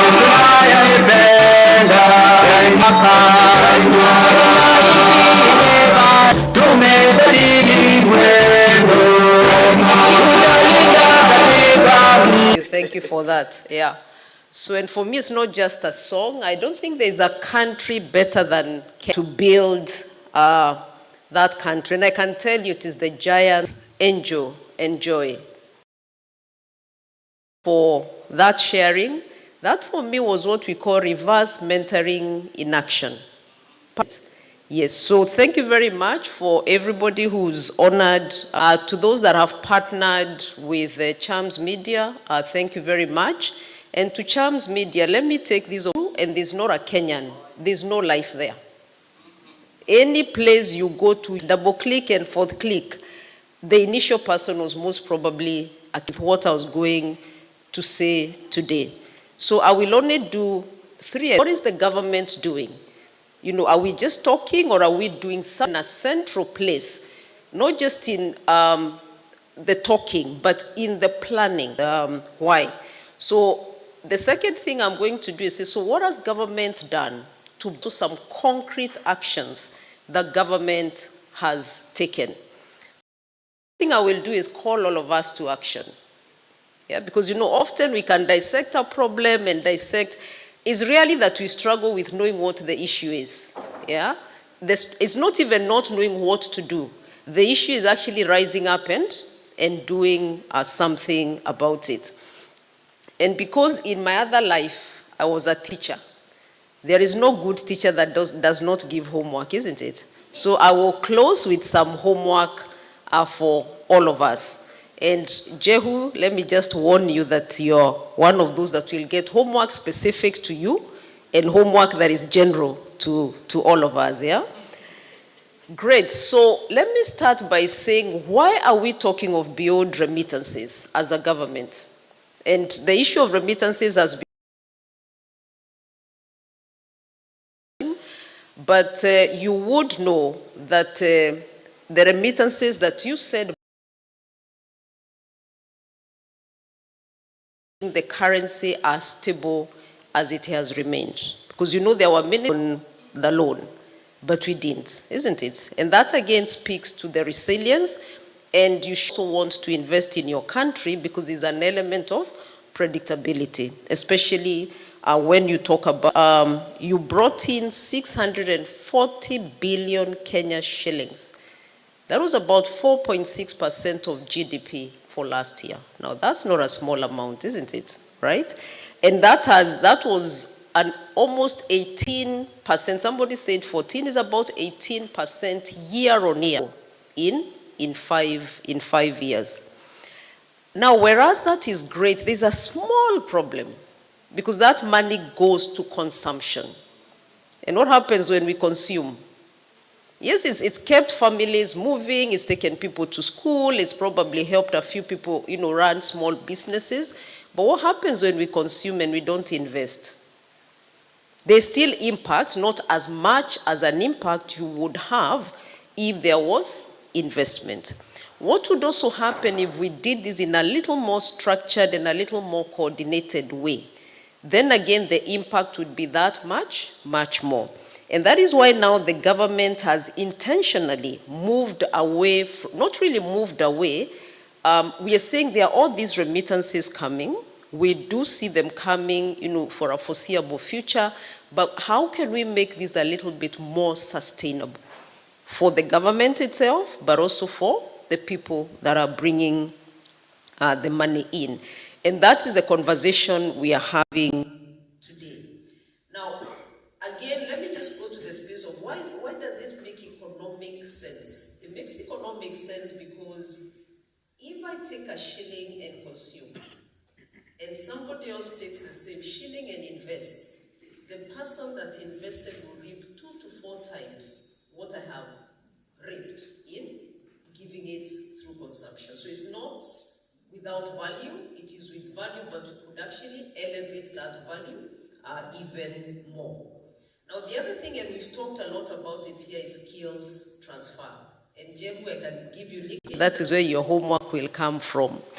I heard, I think it was you, Jehu, that talked about we know what standards look like. I think some also from Unity talked about that. Now, that quality is the quality we want to go back home if the quality back home is not where it should be. What are the, you know, we say people wamekuja majuu, right? So how can we take that Maju back home? Because people how to fish, not to continue giving them fish. So that Daktari, you probably do not have much of a choice. Am I saying it's fully your responsibility than somebody in the basement, isn't it? And the onus is on you to bring them from the basement so they can see you making your way here. Sometimes, not maybe. That can be a time to give back. So it's really, I've had, when I've gone to forums and people in diaspora will complain, the Kenyan government can't do, we are saddled with debt. So there's quite a big proportion, if you've listened to the Cabinet Secretary for Treasury, that goes to paying debt. What can diaspora do to reduce that? And I'll be telling you one of the things you can do. You've probably heard the Cabinet Secretary Treasury talk about it, and the President himself. Can we invest in diaspora bonds, for example?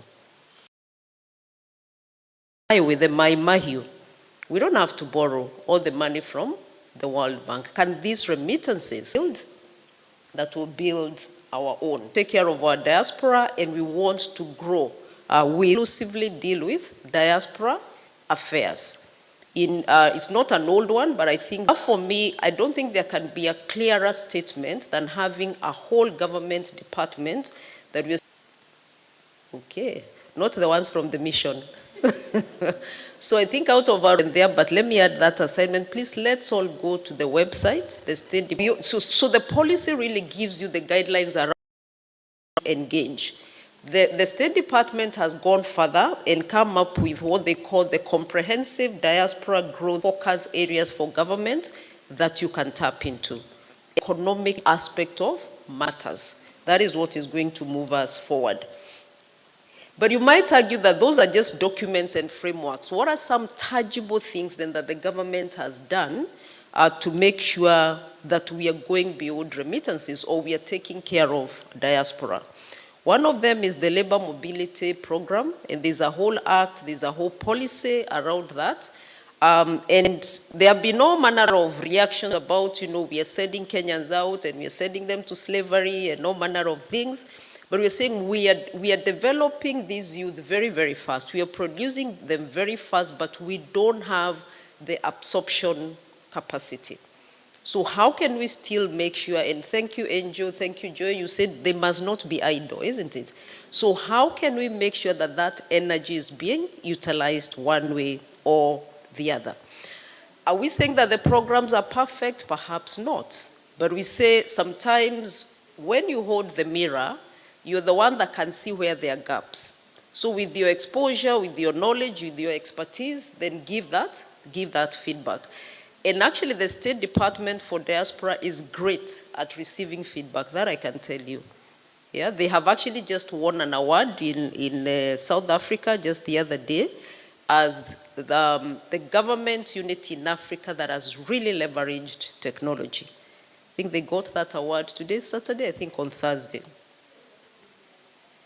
Yeah, so that's one of the things, the active things. Then we've got a diaspora investment fund that is still in planning. It's not been fully actualized, but there's already quite a bit of work that has gone into that. And with it, diaspora investment support office, just so that then there's a dedicated office that is just dealing with diaspora. And even though it is in process, there's still quite a bit of activity going on there. And again, if you go to the website, you will see that information and see how you can get in touch. I'm just going through them very quickly so that you have an idea of where the initiatives are. The other thing that has been done, and this was launched in 2023, was an online board trading platform. How many of us have used it? Are we aware that it is, okay, I can see somebody at the back. I can see Daktari here.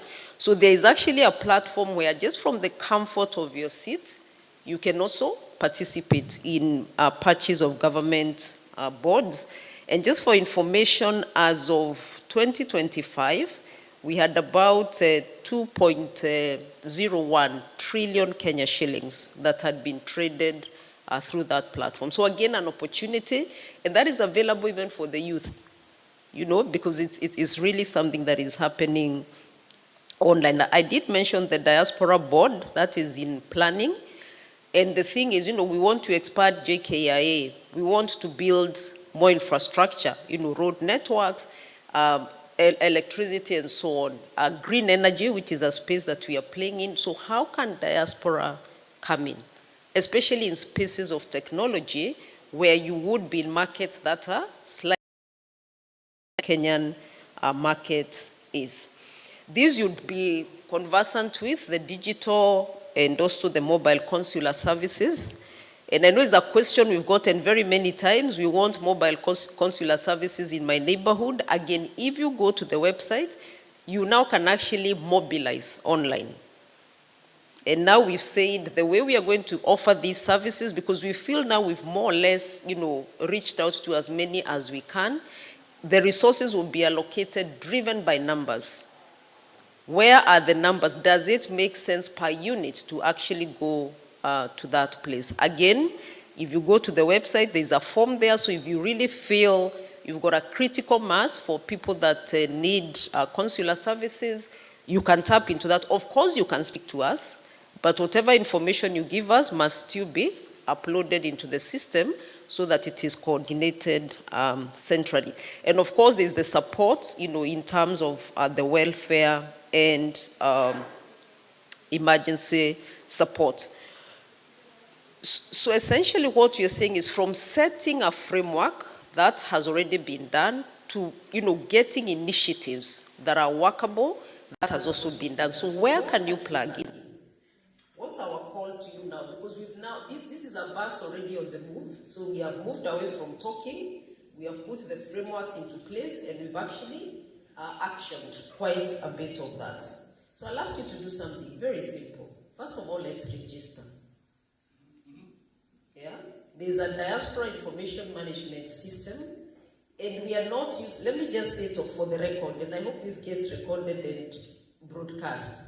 We are not looking for your information to know who has papers and who doesn't have papers. Because that's the question I keep getting asked, and even those who are before me were asked, do we sort of want to track people? No.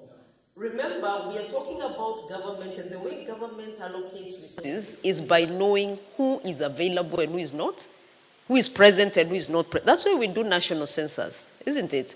So that we know how many people do we have, how many men, how many women, how many children, how many able-bodied, how many disabled, because that goes to inform the policy on how resources are going to be allocated, right? And I think Mayor, before she left, said, if you're not on the table, nobody knows you're there. And you are the only people that can best articulate what your needs are and how you can be supported. So that is the starting point. Because the PS diaspora may not be able to visit everyone. But if we have that website or that form and it's got the information, then we can do something. So that's my first call. And that's a simple one. I don't think that should be difficult for us to do. The second one is let's invest. And I think and I would love to go through all the sectors, but I don't think I'll think about agriculture. Who would have thought that agriculture and technology can speak to each other, isn't it? Because back home, that you have learned here, and you're saying, I would want to, and has only one side of the coin. So perhaps sometimes they will come with solutions, space that Kenya has received a lot of recognition globally, as then comes back to you. Where do you want to invest? I mean, you've got networks, you've got connections. How can we leverage those connections to get, I think in the US, made in Athi River, right? So we've got what it takes to actually do what needs to be done. And if you, because that's really what drives trade, that's what drives investment. I can have the best ideas, I can have the best of it. Let's mentor. Let's make that we know. Don't agree to be locked out. Where we are now with AI, I think knowledge now has transcended age, isn't it? You will not know it, so they still need to go and invest back home. It is not a call to patriotism. Like we said, you're already making these remittances, you're already having an impact. We are on hand to assist. If there's anything that we can do as the High Commission to support, we are willing to do that. Some of you may be aware, some may not be aware. One of the constant things I kept hearing when I went to Kenyan gatherings was about consular services, and we don't know. And I would send people to the website. And the next one I went, the same things would be there. So I have decided to now have some information on, and I'm very delighted. There was a session yesterday. So let me then take this opportunity. Unwavering belief in your country, challenges notwithstanding. Remember the cities that we are talking about, you're actually participating in. You'll be my first one.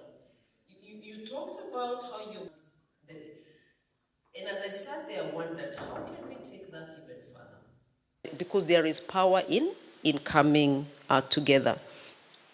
For all of us seated more, how can we unite more so that we are not all going in different? The fourth edition.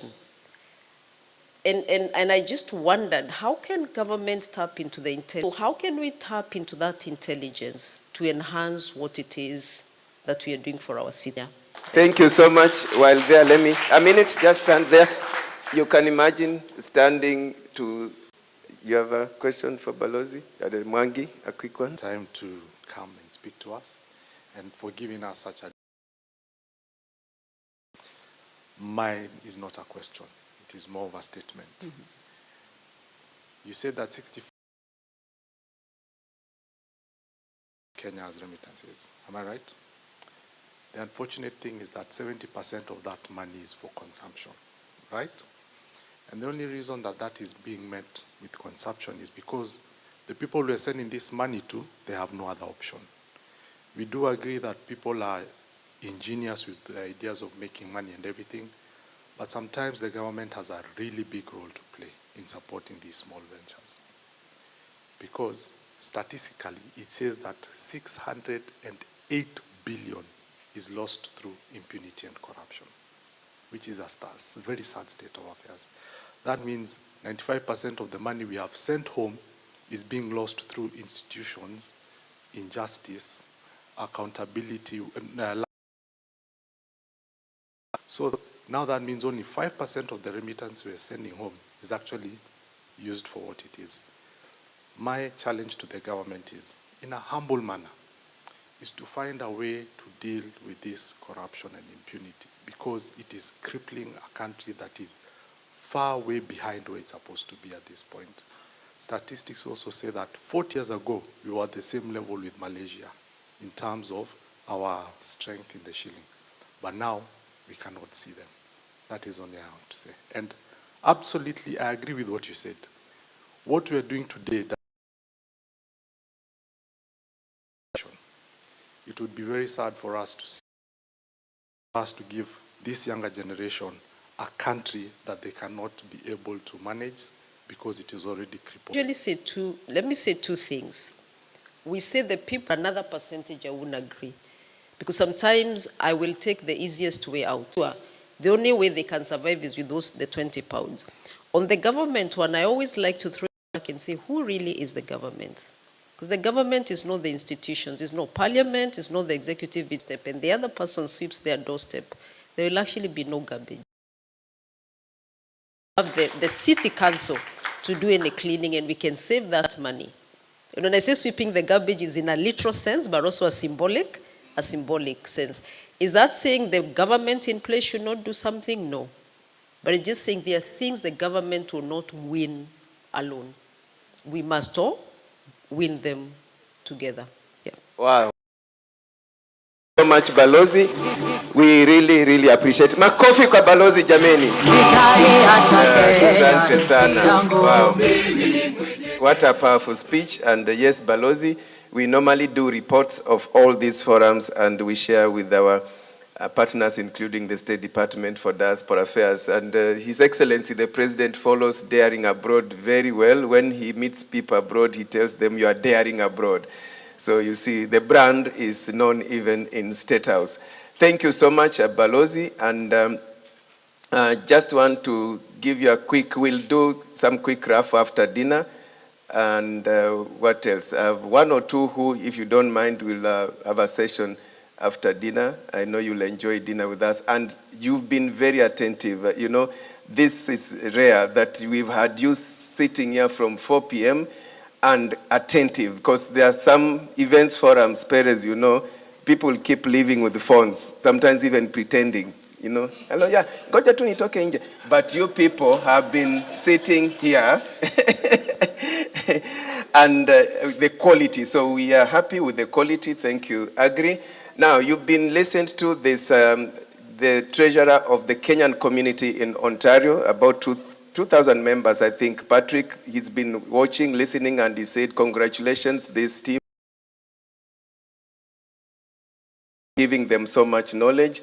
And also we've had, we have someone from Australia who is, no, Wichita is a city. Wichita in Kansas State, yes.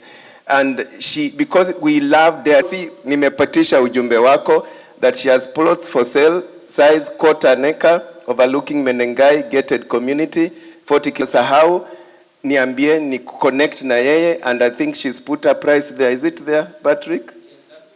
3 million, and it's up for grabs. And she would like, if you have any question, get in touch with her. The number is there.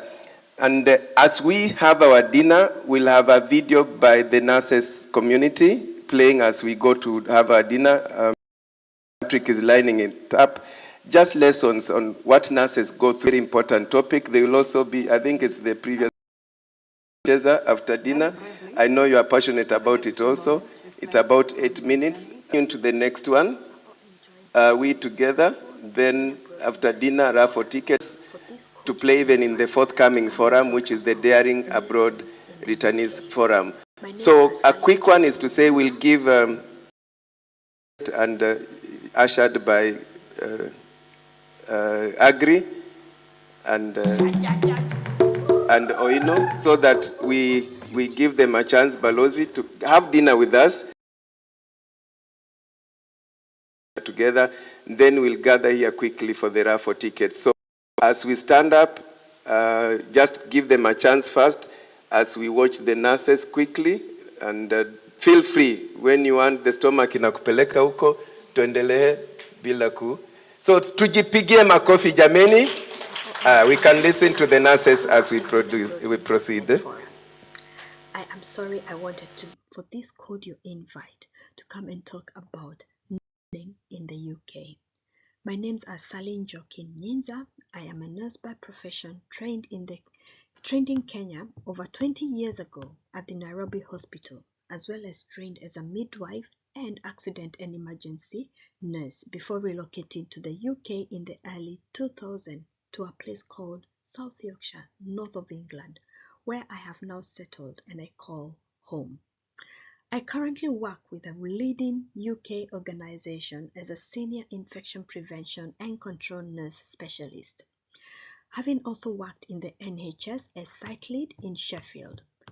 I am also the founding director and president of the Kenya Nurses and Midwives Association in the UK, that is KENMA UK, chair lady for Kenyans in Sheffield and surrounding areas, that is Kisha UK, and recently been appointed as a co-vice chair of Alliance of International Nurses and Midwives Association in the diaspora.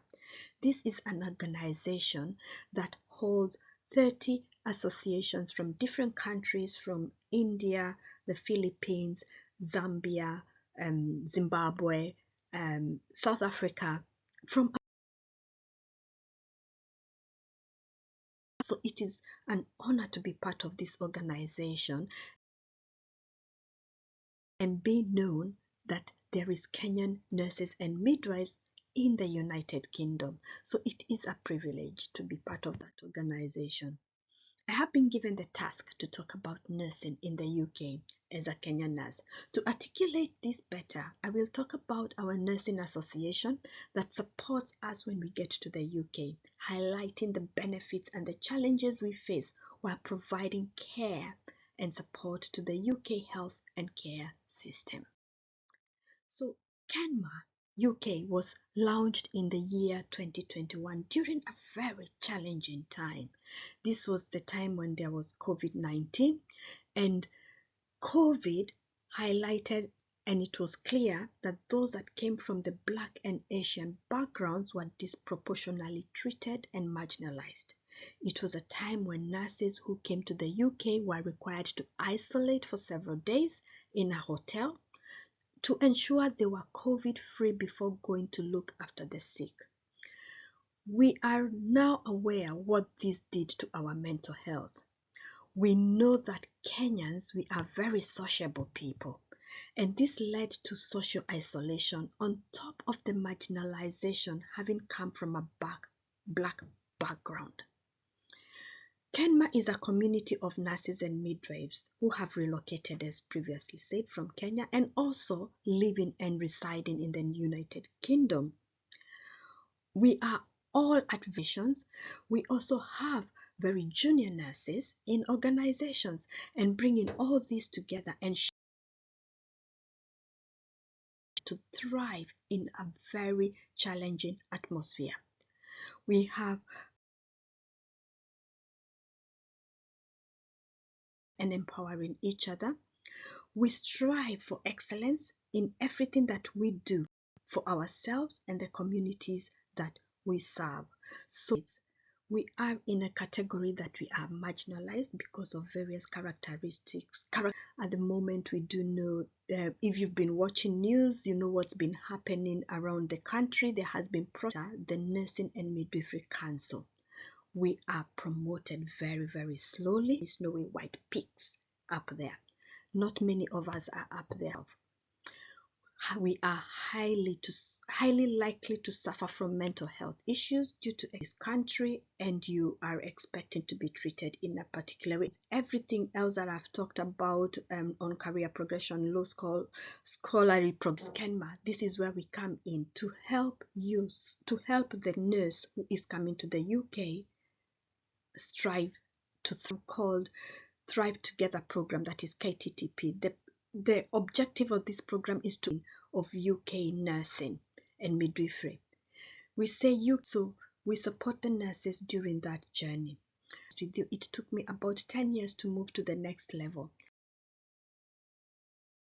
Association, we help you in that leadership journey. We don't want you to take 10 years to progress, so that you can stand out, because as I have said previously, with diplomas or acquire your master's, acquire your degree. When I came to the hard thinking that I graduated as a diploma, but when you try to support the new nurse who comes to the UK, not to go through the same problems that we went through, to be able to progress.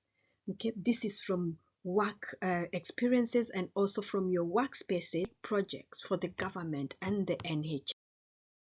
For example, I am an infection prevention and control nurse, and everything I do or recommend or advise, I have to make sure that it is evidence-based. So we can use this expertise to support initiatives in Kenya. So in Kenya, research and apply it in both countries. You find that if anything goes wrong, as we've said previously, that you can easily be referred to our regulator. The union supports you in your case. Where we come in as well-being, we support you so that you don't fall into depression, but also looking after yourself is very important. Nursing in the UK is and thrive. We have our upcoming conference November in Mercure Hotel, Sherwood in Nottingham, in collaboration with our UK doctors.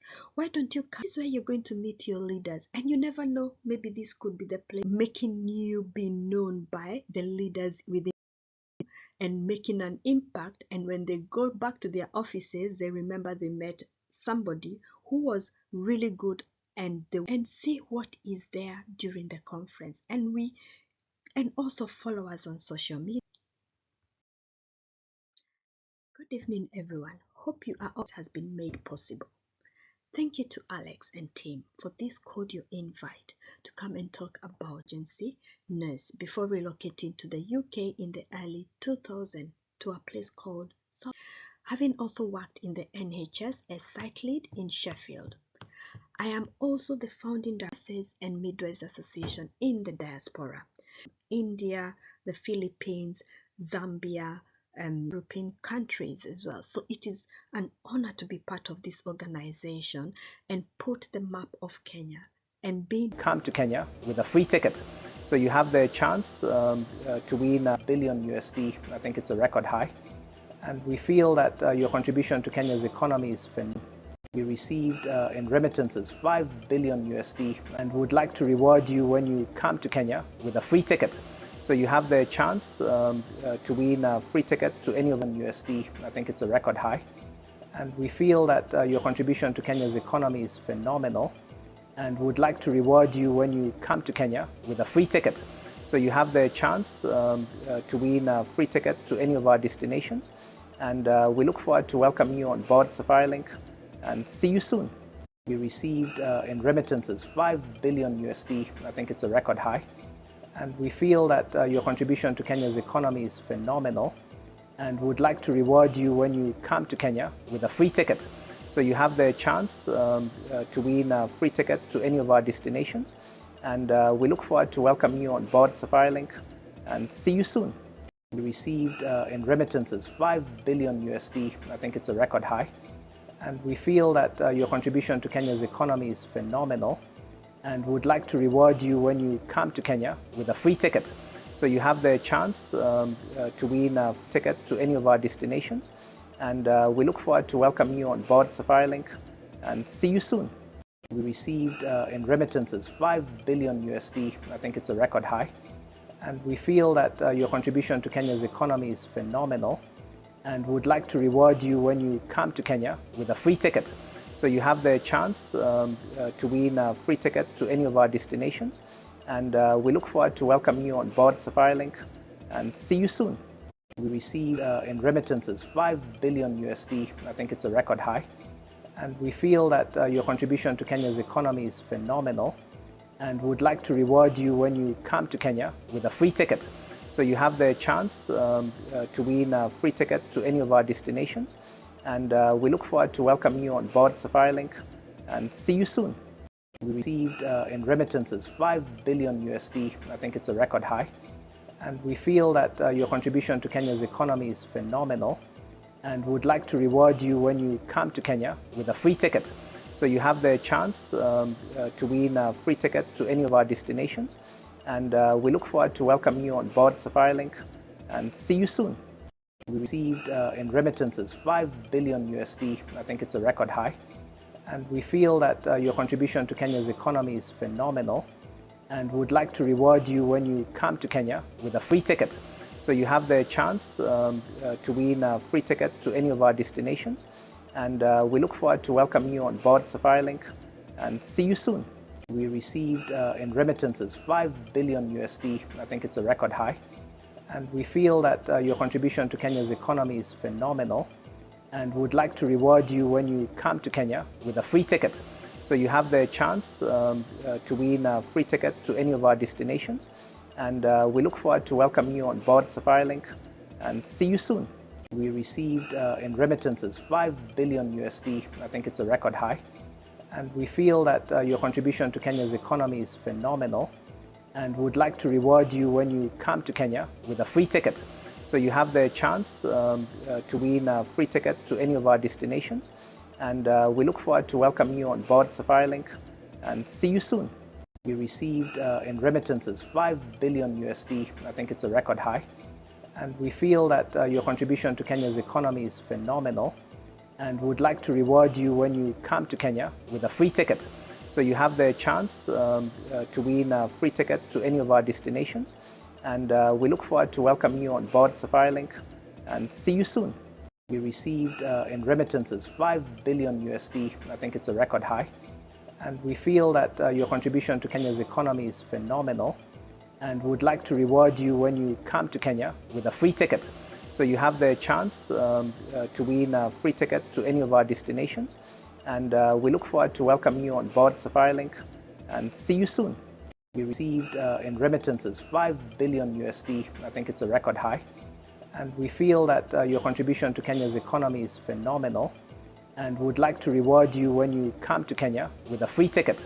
So you have the chance to win a free ticket to any of our destinations. And we look forward to welcoming you on board SafariLink and see you soon. We received in remittances 5 billion USD. I think it's a record high. And we feel that your contribution to Kenya's economy is phenomenal and would like to reward you when you come to Kenya with a free ticket. So you have the chance to win a free ticket to any of our destinations. And we look forward to welcoming you on board SafariLink and see you soon. We received in remittances 5 billion USD. I think it's a record high. And we feel that your contribution to Kenya's economy is phenomenal and would like to reward you when you come to Kenya with a free ticket. So you have the chance to win a free ticket to any of our destinations. And we look forward to welcoming you on board SafariLink and see you soon. We received in remittances 5 billion USD. I think it's a record high. And we feel that your contribution to Kenya's economy is phenomenal and would like to reward you when you come to Kenya with a free ticket. So you have the chance to win a free ticket to any of our destinations. And we look forward to welcoming you on board SafariLink and see you soon. We received in remittances 5 billion USD. I think it's a record high. And we feel that your contribution to Kenya's economy is phenomenal and would like to reward you when you come to Kenya with a free ticket. So you have the chance to win a free ticket to any of our destinations. And we look forward to welcoming you on board SafariLink and see you soon. We received in remittances 5 billion USD. I think it's a record high.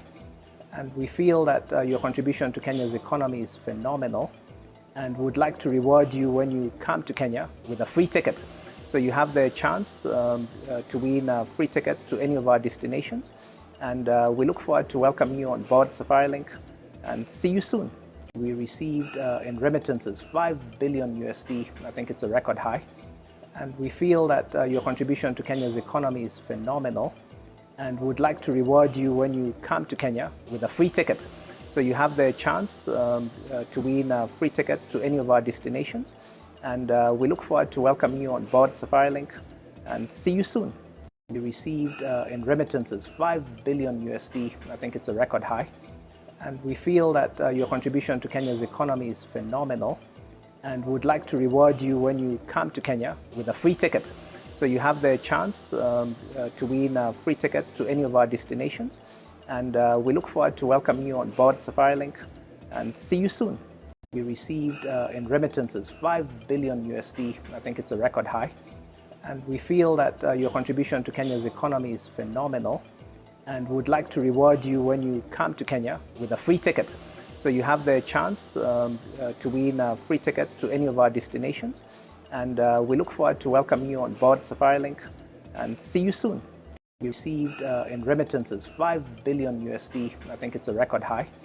And we feel that your contribution to Kenya's economy is phenomenal and would like to reward you when you come to Kenya with a free ticket.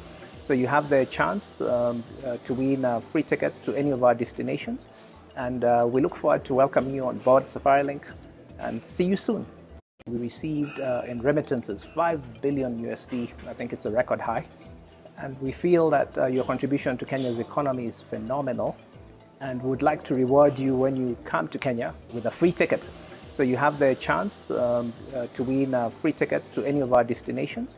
And we look forward to welcoming you on board SafariLink and see you soon. We received in remittances 5 billion USD. I think it's a record high.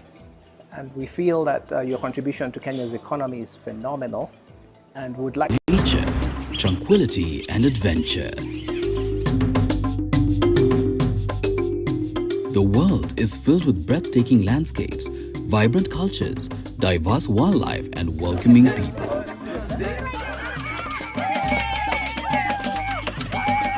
Hidden attractions that can only be described as paradise on earth. From warm sandy beaches to crystal clear oceans, never seen before landscapes to exotic animals, not to forget adrenaline pumping wild activities, plus much more.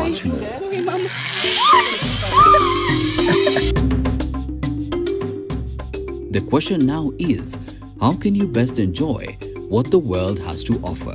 The answer? Chums Adventures. We are a tours and travel company based in Nairobi, Kenya, guaranteed to give you a worthwhile experience anywhere in the world you want to visit. We don't just create trips, we craft memories. So, book with us today and discover a world full of beauty.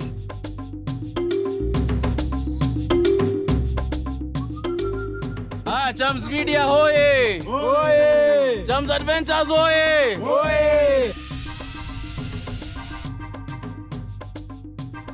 Reach out through the number +254 112 508 083 or visit chumsadventures.com and prepare to have your breath taken away.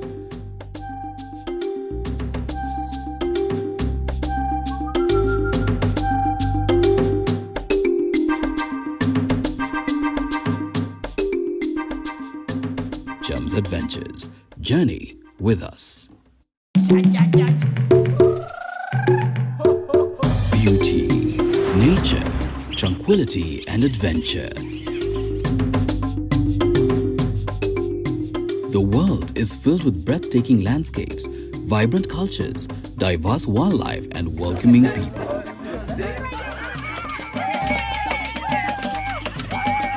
Hidden attractions that can only be described as paradise on earth.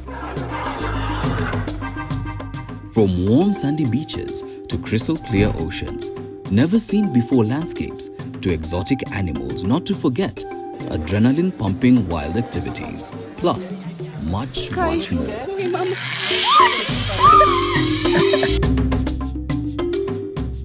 The question now is, how can you best enjoy what the world has to offer? The answer? Chums Adventures. We are a tours and travel company based in Nairobi, Kenya, guaranteed to give you a worthwhile experience anywhere in the world you want to visit. We don't just create trips, we craft memories. So, book with us today and discover a world full of beauty.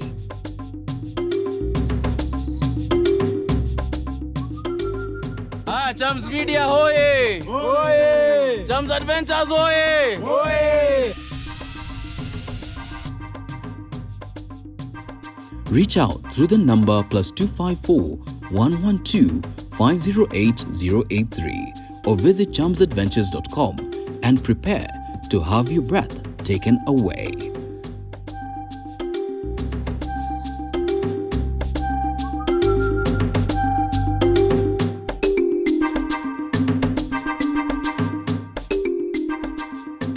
Chums Adventures. Journey with us.